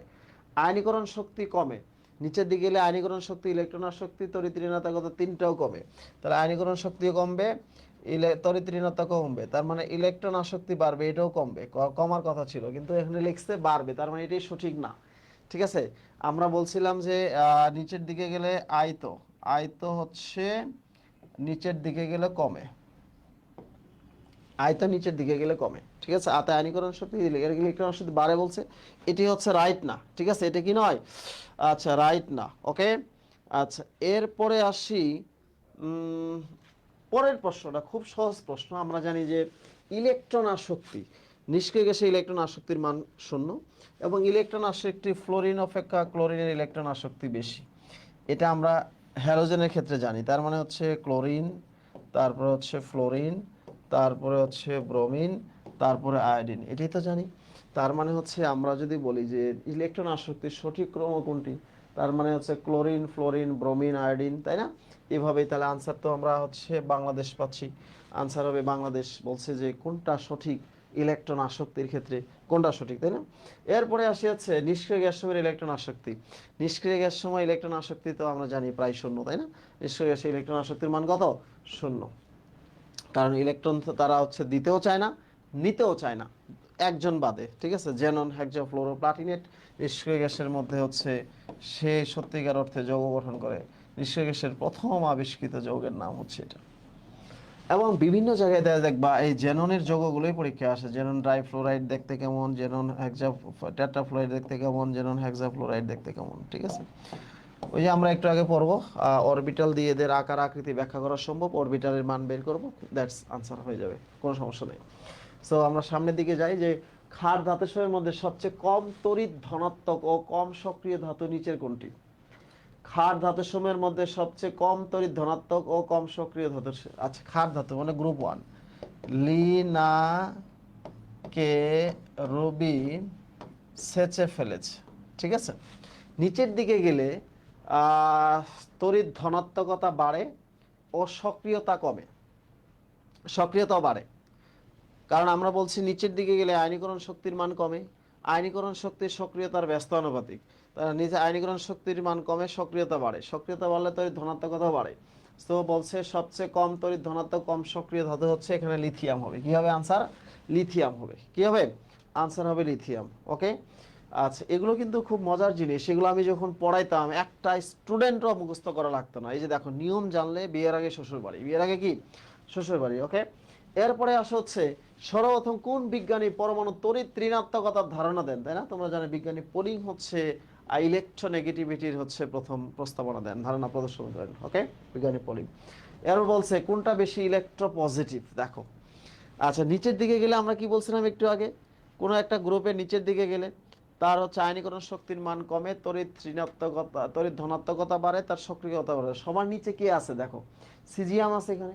সিজিয়ামের হচ্ছে তড়িৎ ইলেকট্রোপজিটিভ মৌল সবচেয়ে বেশি, পৃথিবীর সবচেয়ে ইলেকট্রোপজিটিভ মৌলের নাম হচ্ছে সিজিয়াম। মানে একই গ্রুপের নিচের দিকে গেলে বাড়ে, ঠিক আছে? এখানে মানে এভাবে আমি একটা জিনিস মনে রাখি, সূত্রটা এরকম হচ্ছে, হুসাইন্স ল তোমরা চাচ্ছ, সেটা হচ্ছে আয়নীকরণ শক্তি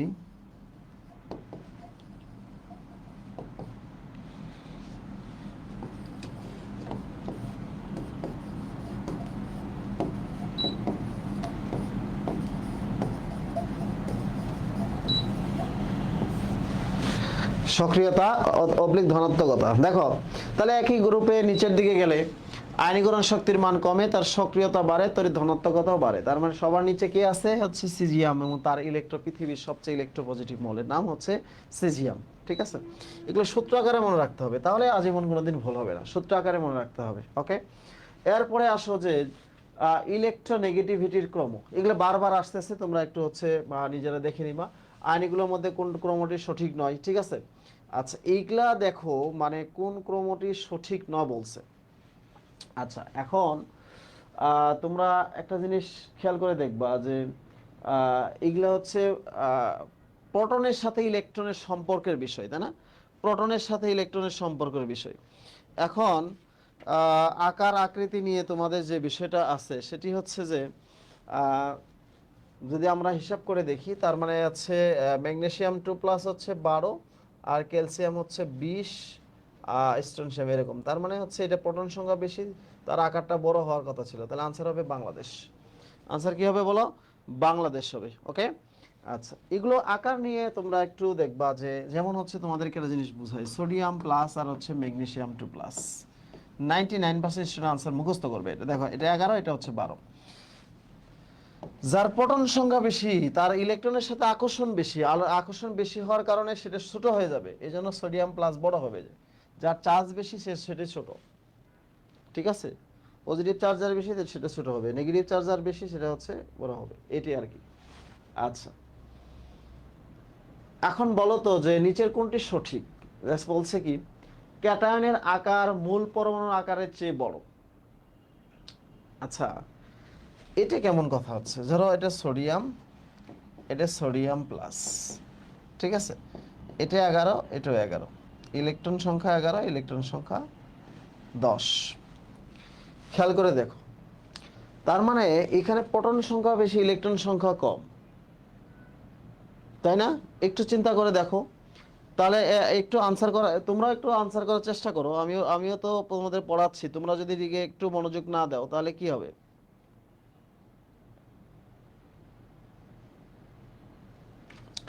আচ্ছা, এখন বলছে যে ক্যাটায়নের আকার মূল পরমাণু আকারের চেয়ে বড় না, ক্যাটায়নের আকার মূল পরমাণু আকারের চেয়ে ছোট হবে, কারণ শেষ স্তরটা চলে যায়, তাই না? তাহলে ইলেকট্রন চলে গেলে শেষ স্তরটা চলে যাচ্ছে, তার মানে এটা বড় হবে, এটি হচ্ছে সঠিক না। ক্যাটায়নের আকার মূল পরমাণু আকারের চেয়ে বড় না, ছোট হবে। অ্যানায়নের আকার মূল পরমাণু আকারের চেয়ে ছোট, তাহলে হচ্ছে এটা উল্টা হবে, বড় হবে। একই গ্রুপে আয়নিক আকার উপর থেকে নিচের দিকে ক্রমশ হ্রাস পায়। আচ্ছা, এটা সত্য। একই ধাতুর বিভিন্ন ক্যাটায়নের আকার এদের চার সংখ্যা বৃদ্ধির সাথে সাথে হ্রাস পায়। আচ্ছা, একটু প্যাচ লাগছে মনে হয় তোমাদের, ঠিক আছে।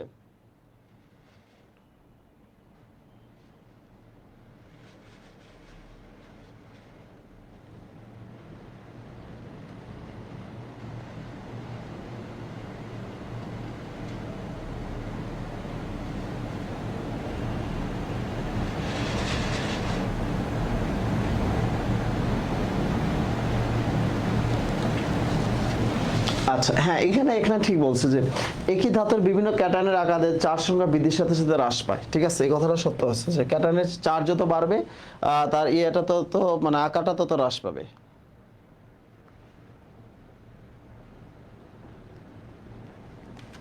কথা সত্য, ঠিক আছে।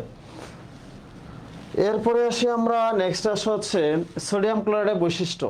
আচ্ছা, পোলার দ্রাবকে দ্রবীভূত হয় না, না, সোডিয়াম ক্লোরাইড হচ্ছে একটা আয়নিক যৌগ, তার মানে হচ্ছে প্লাস মাইনাস পোলার প্রান্ত আছে, তার মানে দ্রবীভূত হবে।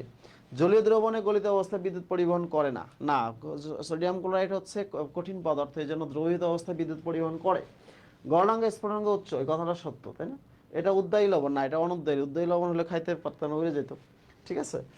এরপরে আসি আমরা হচ্ছে এই যে ব্যাসার্ধগুলো, এগুলো এগুলো পড়ে নিবা, বারবার আসতেছে এটা কোন যুগে আয়নিক সমাজে। আচ্ছা, এবার আসো বন্ধন, দিস ইজ ভেরি ইম্পর্টেন্ট। বন্ধন থেকে একটা প্রশ্ন আসেই, বন্ধন থেকে একটা প্রশ্ন মাস্ট, ঠিক আছে। মোবাইল দেখি একটু তোরটা। আচ্ছা, এখন দেখো, বন্ধন থেকে একটা প্রশ্ন আসবে, কয় প্রকার বন্ধন? 7 প্রকার বন্ধন থেকে একটা প্রশ্ন আসবে। কি কি?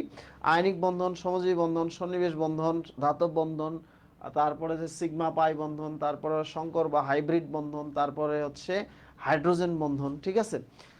এই 7 প্রকার বন্ধন থেকে একটা কোশ্চেন আসেই, দুটাও আসে, তিনটাও আসে, কিন্তু মিনিমাম একটা কোশ্চেন আসে, যেখানেই যাওয়া একটা কোশ্চেন আসবে। এবং যেহেতু মানে ইয়েতে রাবিতে হচ্ছে মানে এখান থেকে দুইটা প্রশ্ন অ্যাটলিস্ট থাকবে, যে বন্ধন থেকে আমি বলি, বন্ধন থেকে অ্যাটলিস্ট দুইটা প্রশ্ন থাকবে। কোন যুগে আয়নিক সমাজে সন্নিবেশ বন্ধন আছে? দেখো, এখানে হচ্ছে আহ সবগুলোতেই আয়নিক সমাজে যে সন্নিবেশ বন্ধন থাকবে, প্লাস মাইনাস আছে মানে আয়নিক বন্ধন আছে। সাধারণত কোনো যৌগের ভিতরে 2 এর বেশি মৌল থাকলে সেখানে সন্নিবেশ বন্ধন সচরাচর থাকে। তার এখানে 3টা মৌল আছে, পটাশিয়াম, বোরন আর হচ্ছে ফ্লোরিন। এবং এবং হচ্ছে যেহেতু ধাতু এবং অধাতু আছে, সেজন্য সেখানে আয়নিক বন্ধন আছে। তার আয়নিক সমযোজী সন্নিবেশ 3 ধরনের বন্ধন আছে। এখানে আবার পানি থাকলে সেখানে হাইড্রোজেন বন্ধন থাকে, সেখানে তো আয়নিক বন্ধন, সমযোজী বন্ধন, সন্নিবেশ বন্ধন আছেই, আবার হচ্ছে পানি থাকার কারণে সেখানে হাইড্রোজেন বন্ধনও আছে। সো এগুলো খুব ভেরি কমন কোশ্চেন্স। আচ্ছা, আচ্ছা, এটা তোমরা সহজ প্রশ্ন, এগুলো তোমরা মানে এমনি বুঝবা। আচ্ছা, এখানে একটা জিনিস আসে যে অ্যালুমিনিয়াম ক্লোরাইড ডাইমার অণু গঠন করার কারণ কি?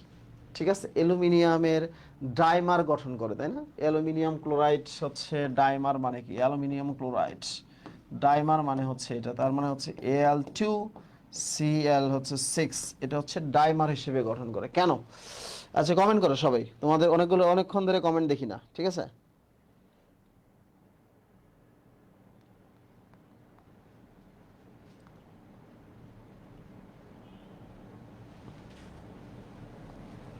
আচ্ছা কমেন্ট করো 68, 68 কমেন্ট করো।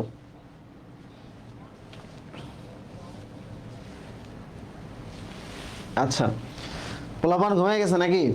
ক্লাসে আসলেই পোলাপান ঘুমিয়ে যাবে, এটাই হচ্ছে খুবই স্বাভাবিক বিষয়, কারণ ক্লাসে চান্স তো আর সবার কপালে জুটবে না, চান্স হচ্ছে সবার কপালে জোটা সম্ভব না, ঠিক আছে?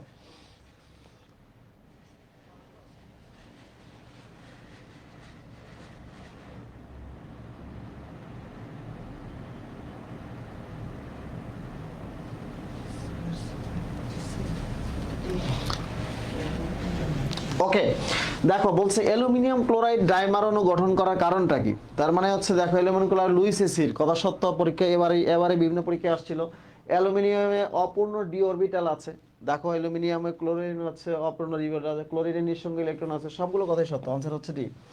আনসার হবে ডি। এরপরে আসো কোনটি সমযোজী বন্ধনের দ্বারা উৎপন্ন? সমযোজী বন্ধন দেখো অধাতু প্লাস অধাতু, আমরা সমযোজী বন্ধন বলতে আমরা কি বোঝাই বলো?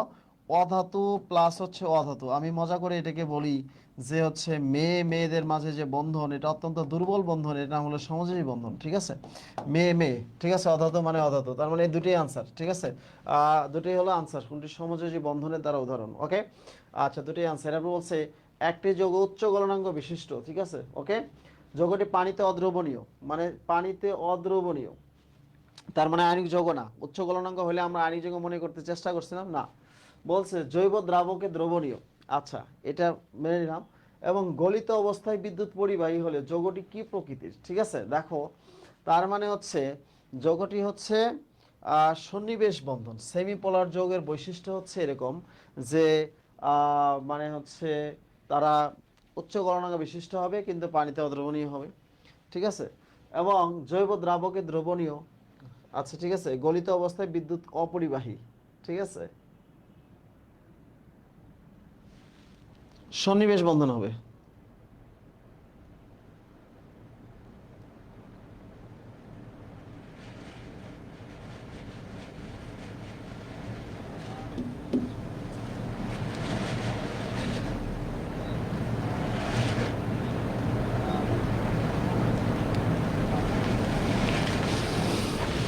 আচ্ছা এখানে আসলে কথাটা একটু ডিফারেন্ট হবে যে পানিতে কঠিন যৌগ পানিতে অদ্রবণীয় কিন্তু জৈব দ্রাবকে দ্রবণীয়।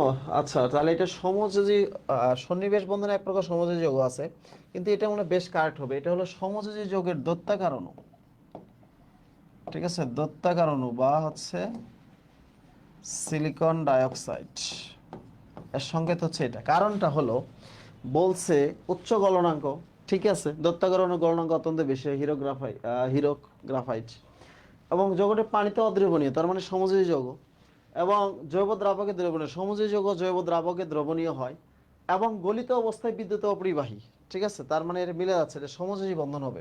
সমযোজী যৌগের দত্তাকার অণু জায়ান্ট মলিকুল, ঠিক আছে, পরীক্ষায় আবার আসতে পারে যে এর নাম হলো জায়ান্ট মলিকুল বা দত্তাকার অণু, ওকে?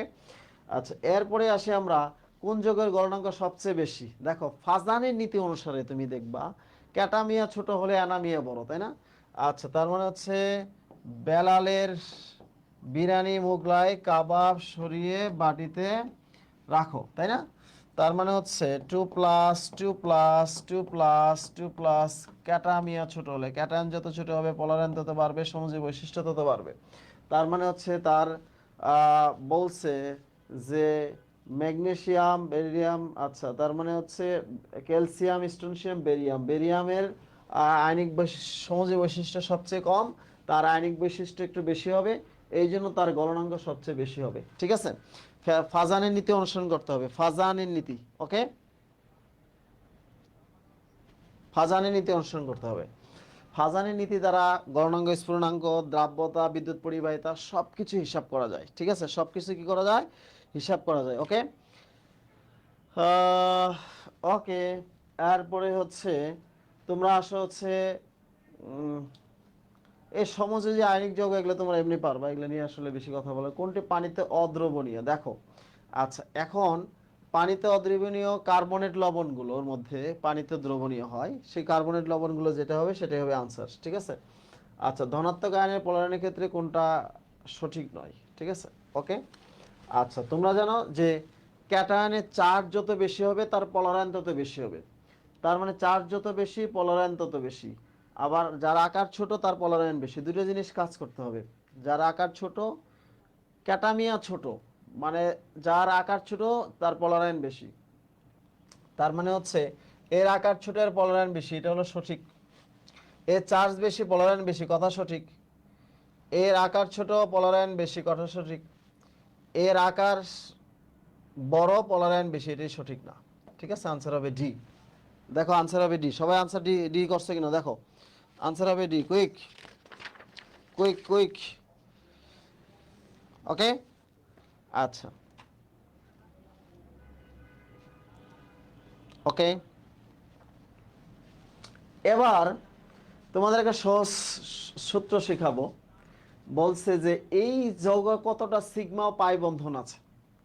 আচ্ছা, একটু দেখো, এই যৌগটার মধ্যে এখানে একটা দ্বিবন্ধন আছে, একটা পাই বন্ধন আছে, এখানে একটা ত্রিবন্ধন আছে, মানে দুটা পাই বন্ধন আছে। তার মানে এখানে বোঝা গেল যে পাই বন্ধন আছে হচ্ছে তিনটা। কয়টা? তিনটা। এখন সিগমা বন্ধন কয়টা আছে দেখো। এই যে এখানে একটা সিগমা বন্ধন 1 2 3 4 5 6 7 8। ও সরি, এখানেও তো একটা পাই বন্ধন আছে, তাহলে পাই বন্ধন হবে 4টা। পাই বন্ধন কয়টা?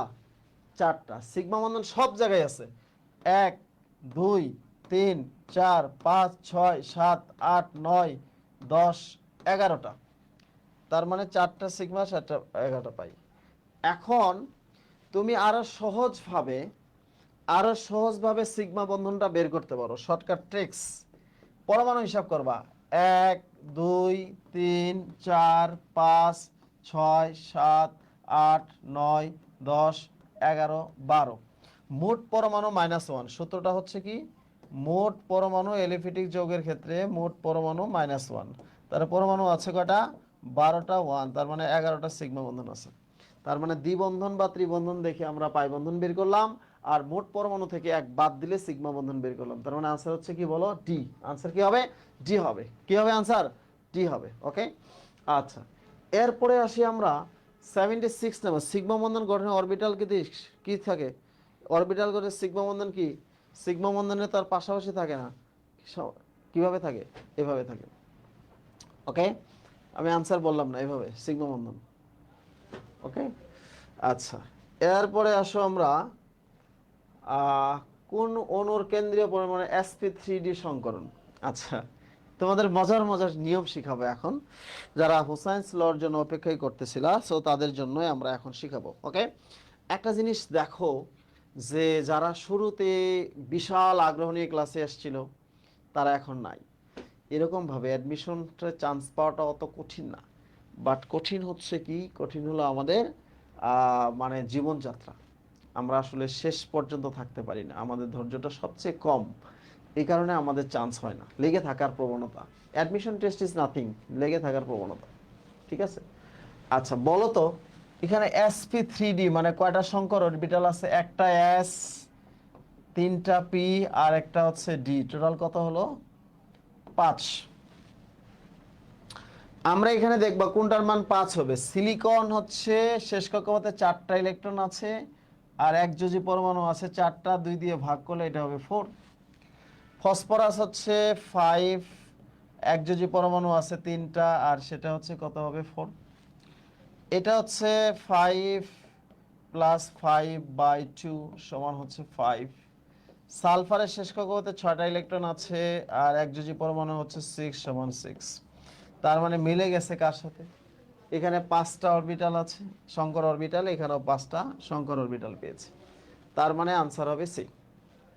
আনসার কি হবে? সি হবে। এখন তুমি দেখো কোনটি গঠনের চতুস্তলকীয় না, ওই যেভাবে বের করো। আমরা একটু দেখি যে এর শেষ কক্ষপথে 4টা ইলেকট্রন আছে, একযোজী পরমাণু 4/2 সমান 4, 4 মানে 4-এর 4 আছে, 4-এর চ মানে চতুস্থলকীয়। এটা দেখো 5 হলো শেষ কক্ষপথে 5টা ইলেকট্রন আছে, একযোজী পরমাণু 4টা, একটা প্লাস আছে, মাইনাস করে দাও 2 সমান 4, 4-এর চ আছে মানে চতুস্থলকীয়। এটা দেখো শেষ কক্ষপথে 3টা ইলেকট্রন আছে, এটা একযোজী পরমাণু আছে হলো 4টা, প্লাস মাইনাস আছে একটা, প্লাস দাও একটা, ঠিক হচ্ছে 4, 4-এ 4-এর চতে হচ্ছে চতুস্থলকীয়। আর এটা হচ্ছে সালফার হলো শেষ কক্ষপথে 6টা ইলেকট্রন আছে, 4 দিয়ে ভাগ করলে এটা হবে 2, 5, 5 হচ্ছে কি হবে বলো sp3d, 5 মানে কি বলো sp3d, তাই না? 5-এ প আছে, পিরামিড, দ্বিপিরামিড আকৃতির, ঠিক আছে, তার মানে আনসার হলো ডি, চতুস্থলকীয় না। এইভাবেই পড়াশোনা করতে হবে, ক্যালকুলেশন ভিত্তিক, ঠিক আছে। কোন অণুর বন্ধনগুণের মান সবচেয়ে কম? আমরা জানি যে হচ্ছে মুক্ত জোড় ইলেকট্রনের কারণে যখন বিকর্ষণ হয়ে যায় তখন আমাদের কোণগুলো কমে যায়, তাই না? আচ্ছা, কি কি কোণ কমে যায় দেখো।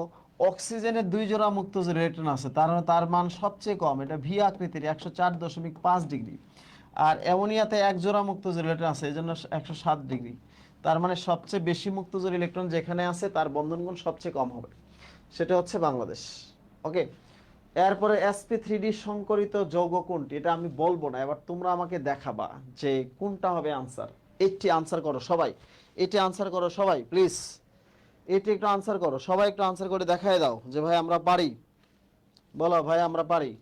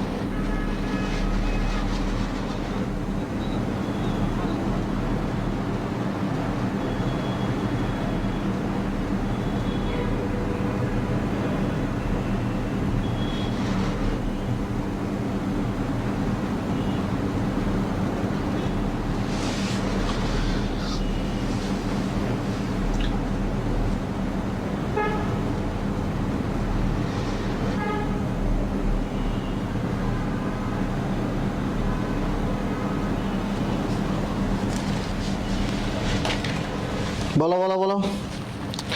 আচ্ছা একটু দেখো তো, এই যে সালফারের শেষ কক্ষপথে 6টা ইলেকট্রন আছে, একযোজী পরমাণু আছে 4টা, তার মানে হচ্ছে এটা হবে 5, ঠিক আছে। এটা কি হবে বলো, 5 + 5/2 সমান হচ্ছে 5।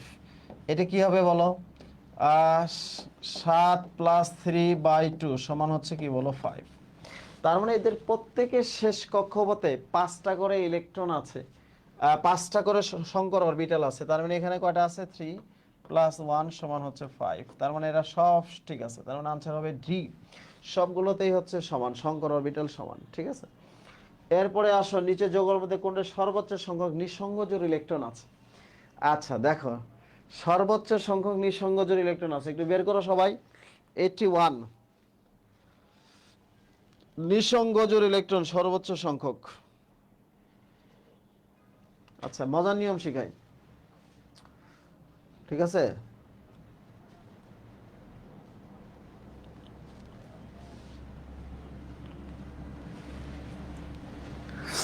আচ্ছা, কেন্দ্রীয় পরমাণুর শেষ কক্ষপথে 6টা ইলেকট্রন আছে, একযোজী পরমাণু আছে 4টা, তার মানে হচ্ছে এটা হলো 2 জোড়া, 2 জোড়া মুক্ত জোড় ইলেকট্রন আছে। অক্সিজেন হলো কেন্দ্রীয় পরমাণু, 6টা, একযোজী পরমাণু আছে 2টা, তার মানে হচ্ছে 4, মানে এটা 2টা 1 জোড়া, এটা 4টা 2 জোড়া মুক্ত জোড় ইলেকট্রন আছে, 2 জোড়া। আচ্ছা এখানে হচ্ছে 5 আর হচ্ছে 3, তার মানে হচ্ছে 2, 1 জোড়া। শেষ কক্ষপথে ইলেকট্রন সংখ্যা হচ্ছে 8টা, একযোজী পরমাণু, তার মানে হচ্ছে 6টা, 6টা মানে হলো 3 জোড়া। তার মানে এটা 2টা ইলেকট্রন 1 জোড়া, 2 জোড়া, এটা হলো 1 জোড়া, এটা হচ্ছে কি 3 জোড়া। তার মানে সবচেয়ে বেশি নিঃসঙ্গ জোড় ইলেকট্রন আছে জেনন ডাইফ্লোরাইড। আমি কিভাবে শর্ট ট্রিকটা ইউজ করলাম দেখো, শেষ কক্ষপথের ইলেকট্রন সংখ্যা মাইনাস একযোজী পরমাণুর সংখ্যা, ইলেকট্রন সংখ্যা বের হয়ে যাবে, ঠিক আছে। ওকে, এরপরে আসো করো, এটা করো, এটা করো সবাই। আচ্ছা, তোমাদের একে বলি, ক্লোরাইড আয়ন যদি লুইস কাঠামোর খোলা থাকে, ক্লোরাইড আয়নের সবসময় এক জোড়া ইলেকট্রন থাকে, এক জোড়া, একটু মনে রাখবা, এক জোড়া ইলেকট্রন থাকে, ঠিক আছে? ডিটেলসে গেলাম না এখন, ওকে? আচ্ছা, এটা তোমাদের সিলেবাসে নাই অনেক সময় মনে করতে পারো, বাট বন্ড অর্ডার বা বন্ধনীক্রম প্রায় একটা প্রশ্ন আসে সব জায়গায়। দেখো এটাকে ভাঙ্গো এরকম ভাবে, O plus O two minus by two, ঠিক আছে? অক্সিজেনের শেষ কক্ষপথে 6টা ইলেকট্রন আছে, তাহলে অষ্টক পূরণ হইতে আরো 2টা ইলেকট্রন লাগবে। এর শেষ কক্ষপথে 6টা ইলেকট্রন ছিল, আরো 2টা ইলেকট্রন যুক্ত হয়েছে, মানে 8টা। অষ্টক পূরণ হতে তার 0 ইলেকট্রন লাগবে, 2 দিয়ে ভাগ করলে হচ্ছে 1, তাহলে আনসার হচ্ছে 1। বন্ড অর্ডার হলো 1, মানে শেষ কক্ষপথে কয়টা ইলেকট্রন আছে আর অষ্টক পূর্ণ হতে কয়টা ইলেকট্রন লাগবে, এই দুইটার যোগফলকে 2 দিয়ে ভাগ করলেই তুমি শর্টলি বন্ড অর্ডার বা বন্ধনীক্রম পেতে পারো। খুব সহজ।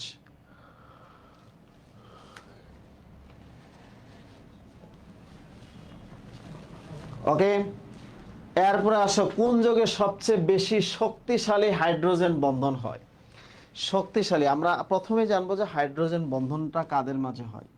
হাইড্রোজেন বন্ধন হচ্ছে FON, মনে রাখবা, ঠিক আছে? হাইড্রোজেনের সাথে যদি ফ্লোরিন থাকে, অক্সিজেন থাকে, নাইট্রোজেন থাকে, তাদেরকে আমরা হাইড্রোজেন বন্ধন বলি, ঠিক আছে? তাহলে আমরা হাইড্রোজেন বন্ধন আমরা দেখবো যে 1, 2, 3, এই তিনটার মধ্যে আমি দেখবো যে কোনটা শক্তিশালী। দেখবো তড়িৎ ঋণাত্মকতার পার্থক্য যার বেশি, সেটা শক্তিশালী হাইড্রোজেন বন্ধন হবে। যেমন অক্সিজেন হচ্ছে 3.5 আর হাইড্রোজেন হলো 2.1, তার মানে হচ্ছে 1.4, ঠিক আছে? এখানে দেখো হাইড্রোজেন হলো 4 মাইনাস হচ্ছে 2.1, তার মানে হচ্ছে 1.9, ওকে? ওকে, আচ্ছা, অ্যামোনিয়া দেখো, এটা হচ্ছে 3 মাইনাস 2.1, তার মানে 0.9, তার মানে সবচেয়ে বড় মান কোনটা? Hydrogen fluoride. এবং এই জন্য হাইড্রোজেন ফ্লোরাইড হচ্ছে সবচেয়ে শক্তিশালী হাইড্রোজেন বন্ধন গঠন করে, যার তড়িৎ ঋণাত্মকতার মান সবচেয়ে বেশি, ঠিক আছে? যে হাইড্রোজেন বন্ধনের কারণে এগুলো হচ্ছে বেড়ে যাবে, এগুলো হচ্ছে হিসাব করবা, তাই হবে। এই যে আন্ত আণবিক আর অন্ত আণবিক উদাহরণ আছে ছকে, মনে রাখবা, আন্ত আণবিক আর হচ্ছে অন্ত আণবিক। যেমন আন্ত আণবিক মানে কি হচ্ছে আন্ত বিশ্ববিদ্যালয়, মানে দুটো বিশ্ববিদ্যালয়ের মধ্যে খেলা। আর অন্ত মানে অন্তর, মানে ভিতর, একটার ভিতরে অনেক, একটা যৌগের ভিতরে যদি হয় সেটা হচ্ছে, যেমন হচ্ছে এটার ভিতরে যদি হয় তার মানে হচ্ছে অন্ত আণবিক। আর যদি তোমার হচ্ছে আন্ত আণবিক হয়, দুটোর মাঝে যদি হয়, যেমন পানির সাথে আর একটা ঘটলো, সেটা হচ্ছে আন্ত আণবিক, ঠিক আছে? অন্ত আণবিক আর আন্ত আণবিকের মধ্যে পার্থক্য, উদাহরণগুলো তোমরা, একটা ছক আছে, কেমিস্ট্রি প্লাসেও আছে, বা হচ্ছে আমাদের হলো রাবি নলেজেও আছে, অথবা যারা গুচ্ছতে পরীক্ষা দিবে একটা গুচ্ছ নেটওয়ার্ক বইটা কিনে ফেলবা, তার মধ্যে তাহলে তোমার এক ঢিলে 2 পাখি হয়ে যাবে, ঠিক আছে? সবগুলো একটার মধ্যে হয়ে যাবে, ওকে? এরপরে আসো আমরা কোনটা হাইড্রোক্সাইডটা অম্লধর্মী। তোমরা জানো যে হচ্ছে অধাতুর হাইড্রোক্সাইড হবে অম্লধর্মী, অধাতু, তাই না? এটাও ম্যাগনেসিয়াম ধাতু, জিঙ্ক ধাতু, গেলিয়াম ধাতু, তার মানে হচ্ছে বোরন হচ্ছে অধাতু, তাহলে এটা হচ্ছে অম্লধর্মী হবে। অধাতু, অধাতু এভাবে মনে রাখবা, অধাতু প্লাস হচ্ছে অক্সিজেন অথবা হাইড্রোক্সাইড, অম্লধর্মী, ঠিক আছে? ওকে, এরপরে আসে হচ্ছে অম্লীয় অক্সাইড কোনগুলো? অধাতুর অক্সাইড অম্লীয়, তাই না? এই যে দেখো, এগুলো সবই হচ্ছে অধাতুর অক্সাইড, তাহলে অম্লীয় হবে, ঠিক আছে? অধাতুর অক্সাইড অম্লীয় হবে। নিচের অক্সাইডগুলোর মধ্যে কোন জোড়াটি সবচেয়ে বেশি অম্লধর্মী? আচ্ছা, যার জারণ মান সবচেয়ে বেশি হবে সেটা সবচেয়ে বেশি অম্লধর্মী হবে, এগুলো একটু মনে রাখবা। আচ্ছা, পানি কোন ধরনের অক্সাইড? আচ্ছা, পানি এটা তোমাদের কাছে কনফিউশন হয়, পানি কি উভধর্মী নাকি প্রশম? বলো তোমরা কি বলবা, পানি কি উভধর্মী না প্রশমী? প্রশম।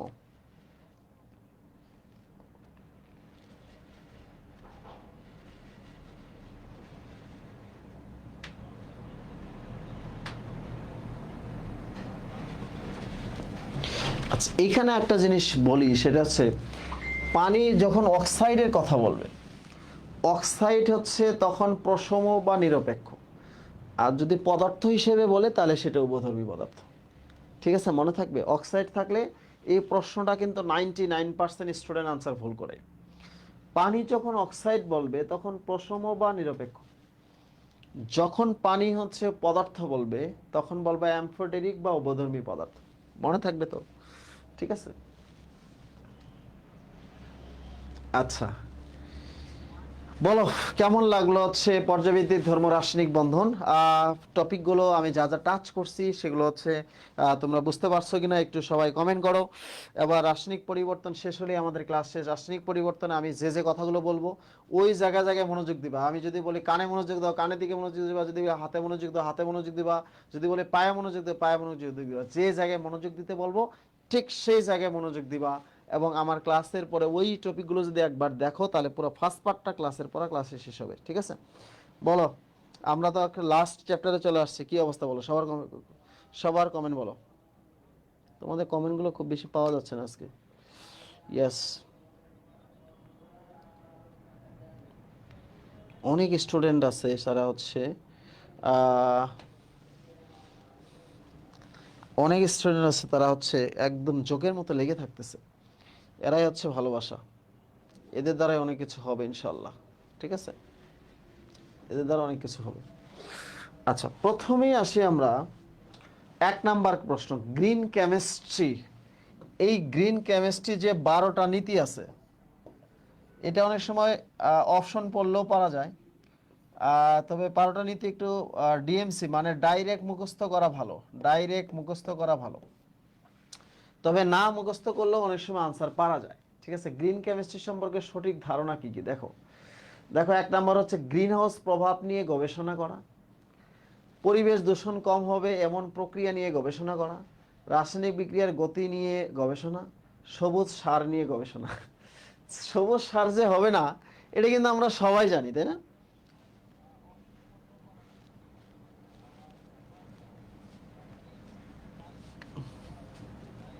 আচ্ছা, তোমাদের একটা মজার কথা বলি যে এই গ্রিন কেমিস্ট্রি মূলত একটা পরিবেশ থেকে আসছে, এনভায়রনমেন্টাল কেমিস্ট্রি। তার মানে এখানে গ্রিন কেমিস্ট্রি হচ্ছে পরিবেশ দূষণ কম হবে এমন প্রক্রিয়া নিয়ে গবেষণা করে। তার মানে এটি হচ্ছে গ্রিন কেমিস্ট্রির মূল কথা। ঠিক আছে, যেখানে হচ্ছে গ্রিন কেমিস্ট্রি এটি হচ্ছে তাদের মূল কথা। ওকে, আচ্ছা আসি ভাইয়া শেষ পর্যন্ত, ইনশাল্লাহ শেষ পর্যন্ত থাকলে এই শেষ কিছু হবে। ঠিক আছে, আচ্ছা দেখো, শূন্যক্রম বিক্রিয়া। আচ্ছা, শূন্যক্রম বিক্রিয়াটা হচ্ছে প্রথম ক্রম বিক্রিয়া, দ্বিতীয় ক্রম বিক্রিয়া আর হচ্ছে শূন্যক্রম বিক্রিয়া। দেখো, শূন্যক্রম বিক্রিয়া হচ্ছে শর্ত থাকে। কি থাকে বলো? শর্ত। যেমন আর হাইড্রোজেন আয়োডাইড হচ্ছে আমরা মানে হচ্ছে স্বর্ণপাত্রে বিয়োজন করলাম। তারপরে হচ্ছে তোমার হাইড্রোজেন ক্লোরাইড। দেখো, এই যে দেখো, হাইড্রোজেন ক্লোরাইড হচ্ছে অতি বেগুনি রশ্মিতে বিয়োজন করেছে, বিক্রিয়া করেছে। তার মানে শূন্যক্রম বিক্রিয়ার উদাহরণ হচ্ছে এটাই, যে কন্ডিশন বা শর্ত থাকে হচ্ছে শূন্যক্রম বিক্রিয়ার উদাহরণের ক্ষেত্রে আলট্রা ভায়োলেটের উপস্থিতিতে হাইড্রোজেন ক্লোরাইডের সাথে হাইড্রোজেন ক্লোরাইড তৈরি করে হাইড্রোজেন এবং ক্লোরিনের সাথে, সেটা হচ্ছে শূন্যক্রম বিক্রিয়ার এক্সাম্পল। ওকে, এরপরে আসি আমরা নিচের কোনটি নিয়ামক দ্বারা বিক্রিয়ার ক্রম নির্ধারিত হয়। দেখো, আচ্ছা এখন বিক্রিয়ার ক্রমর সাথে হচ্ছে তাপমাত্রা কোনো সম্পর্ক নাই। ঠিক আছে, বিক্রিয়ার ক্রমর সাথে হচ্ছে আণবিকত্বের মোল সংখ্যারও কোনো সম্পর্ক নাই। বিক্রিয়ার ক্রমের সাথে চাপেরও কোনো সম্পর্ক নাই। বিক্রিয়ার ক্রমের সাথে বিক্রিয়ার ঘনমাত্রার সম্পর্ক আছে। ঠিক আছে, ঘনমাত্রার সম্পর্ক আছে। ওকে, ঘনমাত্রার সম্পর্ক আছে, মনে রাখতে হবে বিক্রিয়ার ক্রমের সাথে কার কার সম্পর্ক আছে। এরপরে হচ্ছে সক্রিয়ণ শক্তি বেশি হলে রাসায়নিক বিক্রিয়ার হার সক্রিয়ণ শক্তি বিক্রিয়ার গতির হারের ব্যস্তানুপাতিক। লেখো, এই যে দেখো, এই কথাটা মনে রাখবা, সক্রিয়ণ শক্তি গতির হার বিক্রিয়ার গতির হারের ব্যস্তানুপাতিক। সক্রিয়ণ শক্তি কম হলে গতির হার বেশি হবে, তাহলে সক্রিয়ণ শক্তি বেশি হলে গতির হার কম হবে। ঠিক আছে, গতির হার কি হবে? কম হবে। ওকে,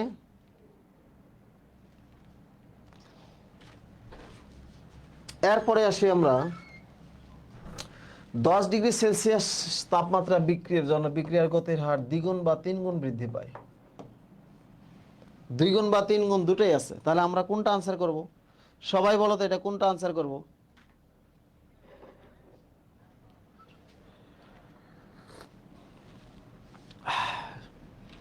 বলো কোনটা আনসার করবো?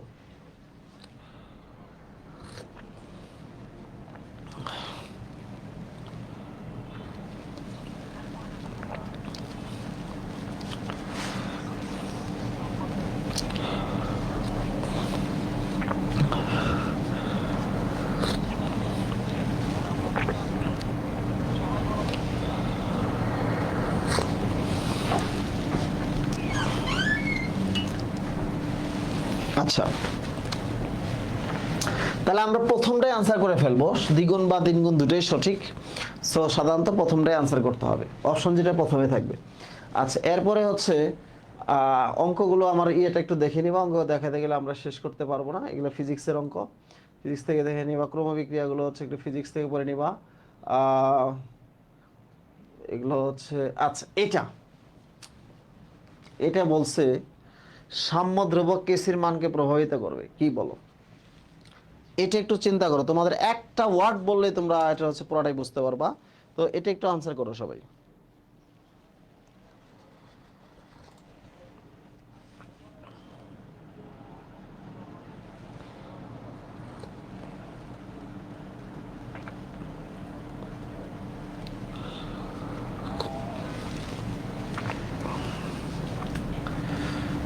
আচ্ছা, একটা জিনিস তোমাদেরকে বলি, বিক্রিয়ার যে সাম্য ধ্রুবক আছে না, এই সাম্য ধ্রুবক শুধুমাত্র তাপমাত্রা দ্বারা প্রভাবিত হয়। এই একটা লাইন মনে রাখবা, জাস্ট একটা লাইন, যে সাম্য ধ্রুবক শুধুমাত্র তাপমাত্রা দ্বারা প্রভাবিত হয়। জাস্ট একটা লাইন মনে রাখবা, আর কোনো সমস্যা নেই, ঠিক আছে? এরপরে আসা হচ্ছে গ্যাসীয় অবস্থায় কোনো বিক্রিয়ার সাম্যাবস্থা কেপি কেসির মান সমান। এই যে দেখো, এটা সব জায়গায় আসছে, তাই না? ডেলেন সমান যদি পজিটিভ হয়, this is very important, KP is greater than KC, ঠিক আছে? ডেলেনের মান যদি হচ্ছে নেগেটিভ হয়, KP is less than KC. ডেলেনের মান যদি 0 হয়, বিক্রিয়ক উৎপাদের মোল সংখ্যা সমান হলে, তাহলে কেপি সমান কি হবে বলো? কেসি হবে। তো এটা হচ্ছে মনে রাখতে হবে, কেপি সমান কেসি হবে। বিক্রিয়ক উৎপাদের মোল সংখ্যা সমান, এই যে, তাহলে আনসার হবে ডি। দেখছো কোথায় আসতে আসতে আস্তে আস্তে অবস্থা শেষ, কত জায়গায় আসছে, ঠিক আছে? কত জায়গায় আসছে। ওকে, এরপরে আসো আমরা বিক্রিয়া কেপি কেসের মধ্যে সম্পর্ক কি, বলো কোনটা সঠিক? একটু বলো। কেপি কেসের আমি একটু আগে লেখাইছি, দেখো একটু আগে যে জায়গায় লেখাইছি, জাস্ট এই জায়গায় লেখাইছি, ঠিক আছে?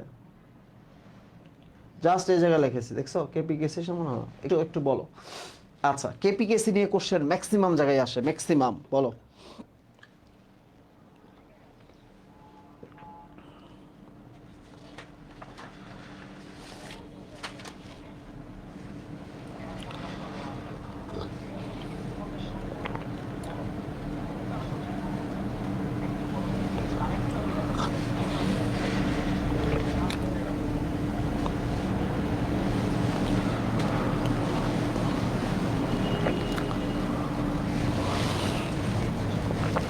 একশো 3টা প্রশ্ন পড়ে ফেলছি, ঠিক আছে? Very good.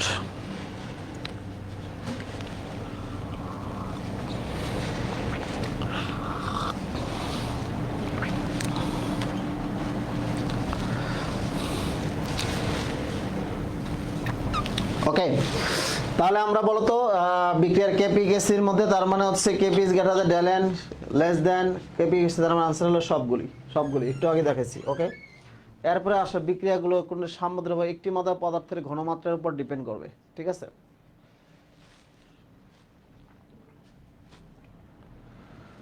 প্রথম ক্রম বিক্রিয়ার ঘনমাত্রা একটি মাত্র বিক্রিয়ার ঘনমাত্রা, প্রথম ক্রম বিক্রিয়া একটি মাত্র পদার্থের ঘনমাত্রা হচ্ছে, এটা হলো প্রথম ক্রম বিক্রিয়া। তোমাদেরকে হচ্ছে একটু আগে বলেছিলাম যে প্রথম ক্রম বিক্রিয়ার ঘনমাত্রা কি হয়?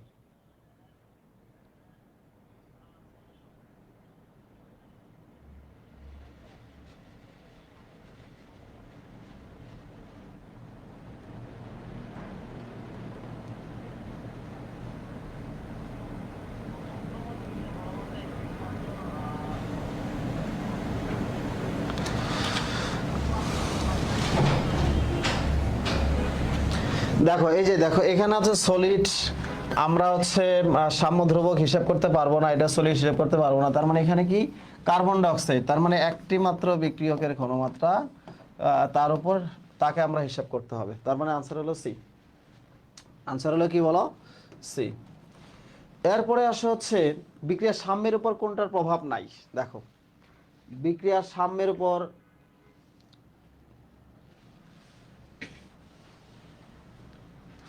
চাপের প্রভাব আছে, ঘনমাত্রার প্রভাব আছে, তাপমাত্রার প্রভাব আছে। প্রভাবকের কোনো প্রভাব আছে? প্রভাবক কোনো বিক্রিয়া শুরুও করতে পারে না, শেষও করতে পারে না, তাই না? তার কোনো প্রভাব নাই, প্রভাবকের কোনো প্রভাব নাই।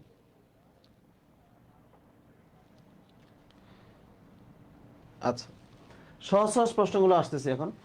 আচ্ছা, এই বিক্রিয়ার সাম্যাবস্থার উপর চাপ বৃদ্ধির প্রভাব কি বলো? এটা একটা একটা বিষয়, মানে খুব সহজ বিষয়, একদম ন্যাচারাল জিনিস। আকাশ থেকে বৃষ্টি হবে, চাপ দিলে বেশি থেকে কমের দিকে যাবে।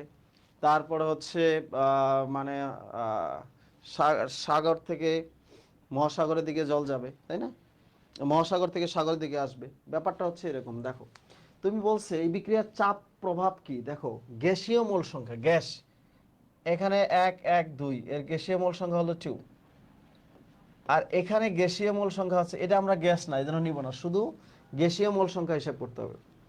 এটা হলো 1, তার মানে চাপ দিলে সামনের দিকে যাবে। দেখো চাপ দিলে সাম্যাবস্থা বাম দিকে যাবে, অবশ্যই না, সাম্যাবস্থা ডান দিকে সরে যাবে। আচ্ছা, সাম্যাবস্থা ডান দিকে যাবে মানে চাপ দিলে যেদিক থেকে বেশি থেকে কমের দিকে যাবে, তার মানে সাম্যাবস্থা ডানে যাবে, তার মানে সাম্যাবস্থা ডানে যাবে। সবাই লিখছো?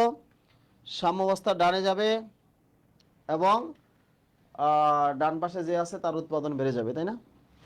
ওকে, আচ্ছা। এরপরে বলছে বিক্রিয়াটির সাম্যাবস্থায় কিছু অক্সিজেন যোগ করলে কোনটা ঘটবে না। আচ্ছা, অক্সিজেন যোগ করলাম আমি, অক্সিজেন কোন পাশে আছে?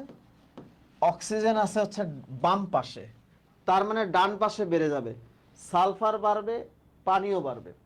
তার মানে এক জায়গায় বলছে সালফার বাড়বে, কথা সত্য। তারপরে সাম্য ধ্রুবকের মান বাড়বে, সেটাও সত্য। তারপরে হচ্ছে পানি বাড়বে, এটাও সত্য। হাইড্রোজেন সালফাইড কমবে,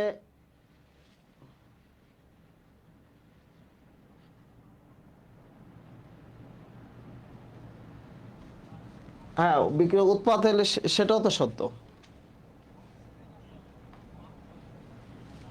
ও আচ্ছা, এখানে দেখো সাম্য ধ্রুবকের মান তো অপরিবর্তিত থাকবে, এটি হচ্ছে আনসার। কোনটি ঘটবে না বলছে, ঠিক আছে? সাম্য ধ্রুবকের মান বাড়বে, এটা যেমন যদি এখানে অক্সিজেন যোগ করো, যে পাশে যোগ করবো তার বিপরীত পাশে বেড়ে যাবে, তার মানে সালফার বেড়ে যাবে, কথা সত্য। পানি বেড়ে যাবে, কথা সত্য।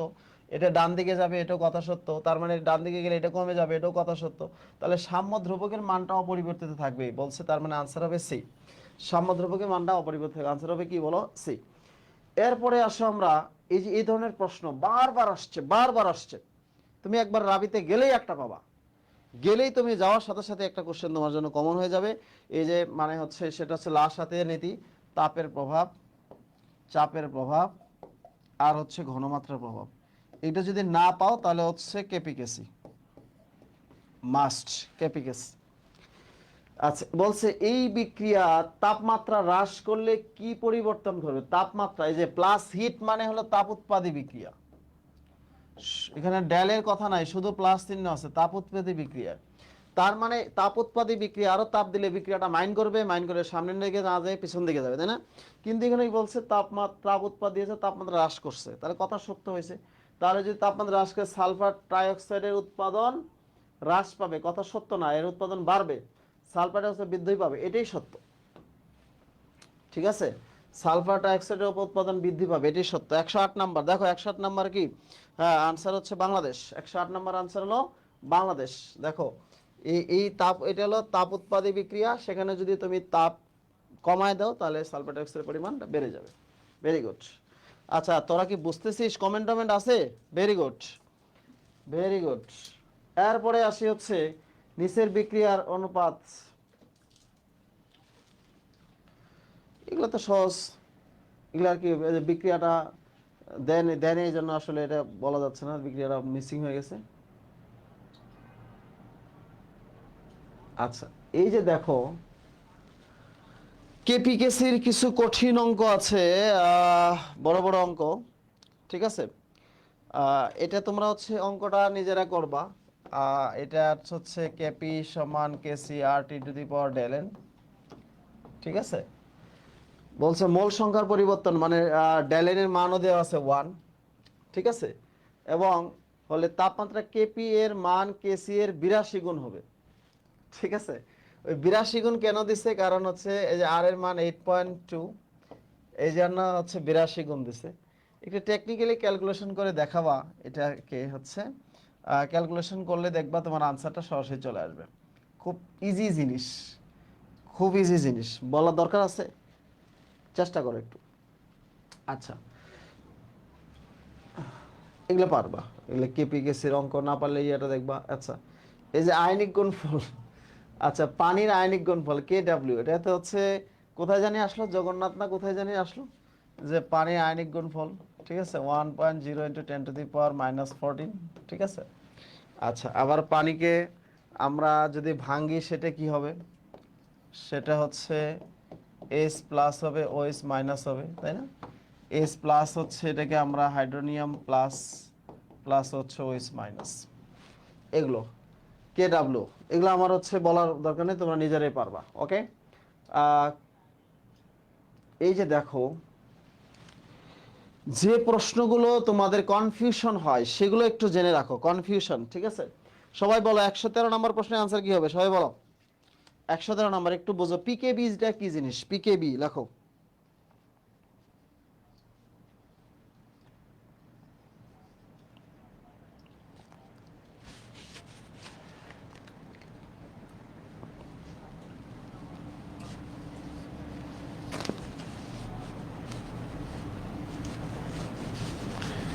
আচ্ছা, আমরা কি জানি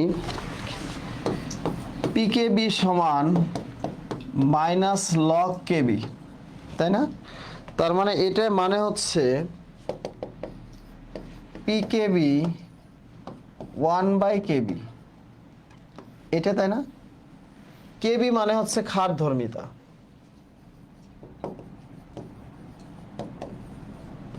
কেবি মানে কি খারধর্মিতা। তার মানে এখানে আমরা বোঝাচ্ছে যে বলছে পিকেবির মান সবচেয়ে কম, মানে তার মানে সবচেয়ে বেশি খারধর্মী কোনটা। আমরা জানি যে সবচেয়ে বেশি খারধর্মী হচ্ছে 213, 2 ডিগ্রি, 1 ডিগ্রি আর হচ্ছে 3 ডিগ্রি এমিন, অ্যালকাইল এমিন, তাই না, এটাই তো আমরা জানি, ঠিক আছে। এখন তোমার তাহলে সবচেয়ে বেশি পিকেবি এর মান সবচেয়ে কম মানে সবচেয়ে বেশি খারধর্ম যেটা বেশি হবে, আর সেটাই হচ্ছে পিকেবি এর মান সবচেয়ে বেশি হবে, তাই না, এটা হবে।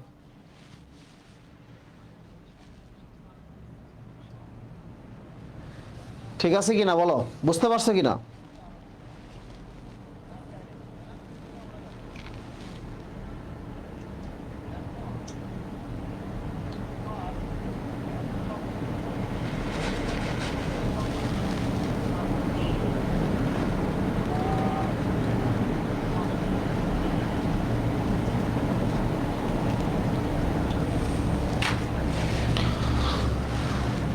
এরপরে আসো হচ্ছে কোন জোড়া অ্যাসিডের তীব্রতার ক্রম ভুল আছে। আচ্ছা, অ্যাসিডের তীব্রতা থেকে একটা প্রশ্ন আবার আসার সম্ভাবনা খুব বেশি, ভালোভাবে লিখে নাও সবাই। অ্যাসিডের তীব্রতা ভেরি ভেরি ইম্পর্টেন্ট, অ্যাসিডের তীব্রতা থেকে একটা কোশ্চেন আসার সম্ভাবনা খুব বেশি। দেখো অ্যাসিডের তীব্রতা ভেরি ভেরি ইম্পর্টেন্ট, অ্যাসিডের তীব্রতা, ঠিক আছে। অ্যাসিডের তীব্রতা হচ্ছে আমরা দেখবো হচ্ছে এটা, এটা হলো তোমার হলো প্রথমে দেখি এইটার, দেখো জারণ সংখ্যা হচ্ছে +7, এর জারণ সংখ্যা হচ্ছে +5, যার জারণ মান বড় তার শক্তি বেশি, কথা সত্য, ঠিক আছে। তারপরে হাইড্রোজেন ফ্লোরাইডের চেয়ে হাইড্রোজেন ক্লোরাইডের শক্তি বেশি, এটাও সত্য। তাহলে এখানে দেখো 4+6 আর এটা +5, এটাও সত্য, ঠিক আছে।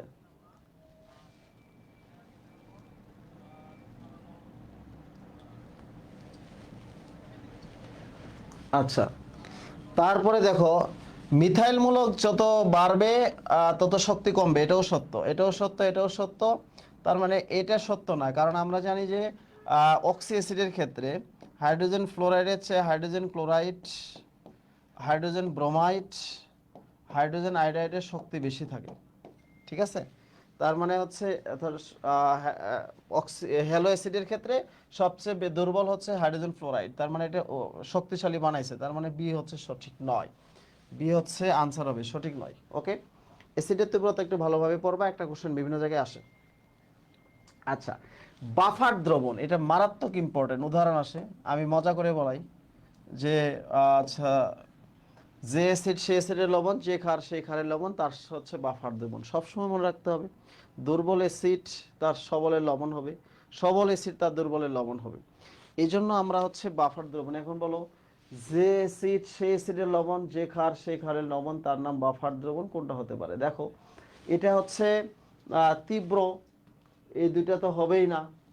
ঠিক আছে, দুর্বল অ্যাসিড দুর্বল ক্ষারের লবণ, এই দুইটার মধ্যে হওয়ার কথা ছিল, কিন্তু দুটোই ক্ষার আর অ্যাসিড, লবণ নাই, তার মানে আনসার হবে সি। ঠিক আছে, আনসার কি হবে? সি হবে।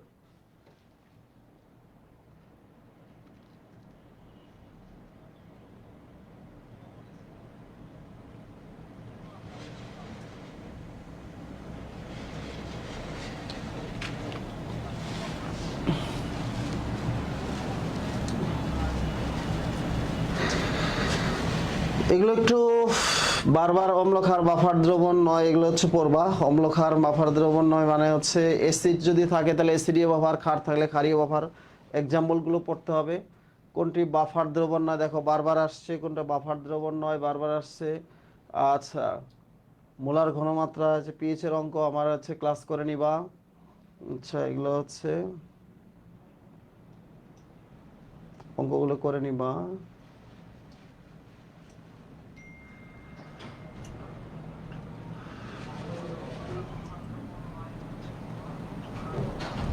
দেখি সময় পাইলে আমি একটা অঙ্কের উপর আর একটা ক্লাস নিব, যদি আমার সময় পাই। ঠিক আছে, সময় পেলে আর একটা ক্লাস নিয়ে নিব। হুম,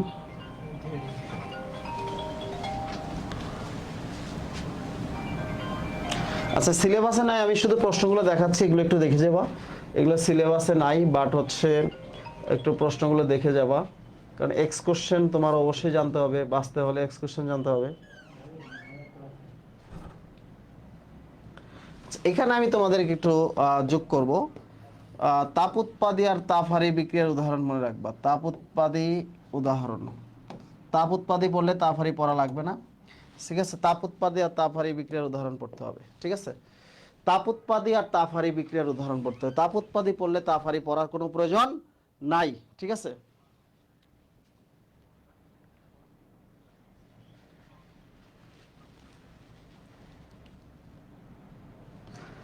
আচ্ছা, আর 5 মিনিট আমি শেষ করব। ঠিক আছে, যে তোমরা হচ্ছে যেহেতু আজকে আমি একটু কম ক্লাস নিব, তোমাদেরকে আগেই বলছি আমার ক্লাসগুলো সবসময় লং টাইম ক্লাস হয়, কিন্তু আজকে আমি বেশিক্ষণ ক্লাস নিব না। ঠিক আছে, আহ, তোমাদের গ্যাপ থাকলে আমার হচ্ছে আমি তোমাদেরকে আমার যে টপিকের উপর গ্যাপ আছে এর উপর ক্লাস আছে সেগুলো আমি দেব। ঠিক আছে, আচ্ছা, এখন দেখো ফুড প্রিজারভেটিভ, দেখো বাংলাদেশের সব জায়গায় আসছে না? প্রাকৃতিক ফুড প্রিজারভেটিভ আর কৃত্রিম ফুড প্রিজারভেটিভ, খাদ্য সংরক্ষক, বাংলাদেশের সব জায়গায় আসছে।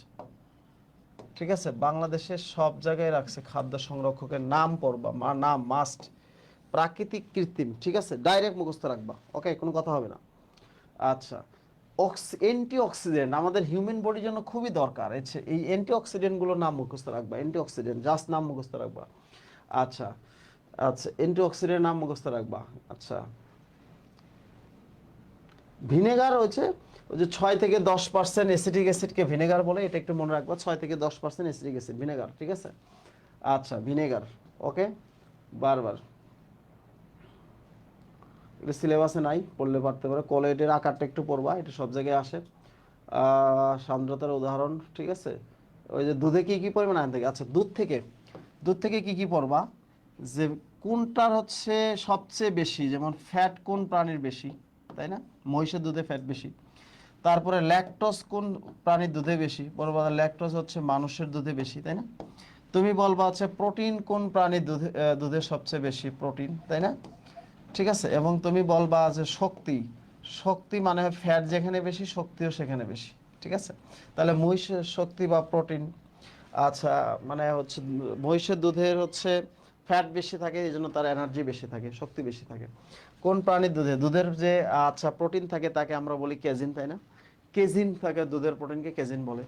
এবং দুধের যে মানে তাপ দিলে ভেঙে যায়, এটা কোয়াগুলেশন বলে, ঠিক আছে? এগুলো একটু পড়বা। এই যে গরু দুধের চর্বির পরিমাণ কত? 3.5 থেকে 4.5। সাধারণত স্ট্যান্ডার্ড হচ্ছে 3.5% ফ্যাট। বাজারে যে আমরা দুধ খাই সেটা হচ্ছে 3.5% ফ্যাট থাকতে হবে। যদি 3.5% ফ্যাট না থাকে তাহলে তুমি মামলা করে দিতে পারবা এবং তার নামে জরিমানা করতে পারবা। ট্যালকম পাউডার, ট্যালক, তোমরা এটা জানো, এটা রাসায়নিক উপাদানগুলো লাগবে। বিভিন্ন ভ্যানিশিং ক্রিমের প্রধান উপাদানের নাম পড়বা, লিপস্টিকের প্রধান উপাদানের নাম পড়বা, রোজ পাউডার হচ্ছে নাম পড়বা, ঠিক আছে? এখানে আরেকটা জিনিস তোমাদেরকে বলি, সেটি হচ্ছে ক্লিনিং এজেন্ট, ক্লিনার, ঠিক আছে? ক্লিনিং এজেন্ট, তাই না? তোমরা জানো হচ্ছে কাঁচ পরিষ্কারের জন্য আমরা হচ্ছে পটাশিয়াম ক্রোমিক অ্যাসিড ব্যবহার করি, তাই না? এবং কাঁচ পরিষ্কার হিসেবে অ্যামোনিয়া দ্রবণও ব্যবহার করা হয়। এবং টয়লেটের ক্ষেত্রে, ঠিক আছে, এটা হলো কাঁচ অ্যামোনিয়া দ্রবণ, তাই না? এবং টয়লেটের ক্ষেত্রে সোডিয়াম হাইড্রোক্সাইড ব্যবহার করে, এটা একটু মনে রাখবো। টয়লেট, এখান থেকে কিছু সংকেত আসে, ঠিক আছে? এটা পড়বে। সর্বোপরি এটা হচ্ছে এই চ্যাপ্টারটার জন্য তোমাদের প্রতি আমি একটা রিকোয়েস্ট করব। আচ্ছা, সেটা হচ্ছে যে মেন বইটা একটু রিডিং দিবা, মেন বই রিডিং দিবা। এই চ্যাপ্টারটা যেহেতু মেন বই রিডিং পড়লে মনে থাকে বেশি, মেন বই রিডিং প্লাস হচ্ছে এক্স কোশ্চেন পড়বা, ঠিক আছে? সর্বোপরি এটা হবে। এবং কেমিস্ট্রিতে কিভাবে হচ্ছে রাবিতে 100% মার্ক তোলা যায় সেটার জন্য আপাতত আজকে একটা ওয়ার্ম আপ হয়ে গেল।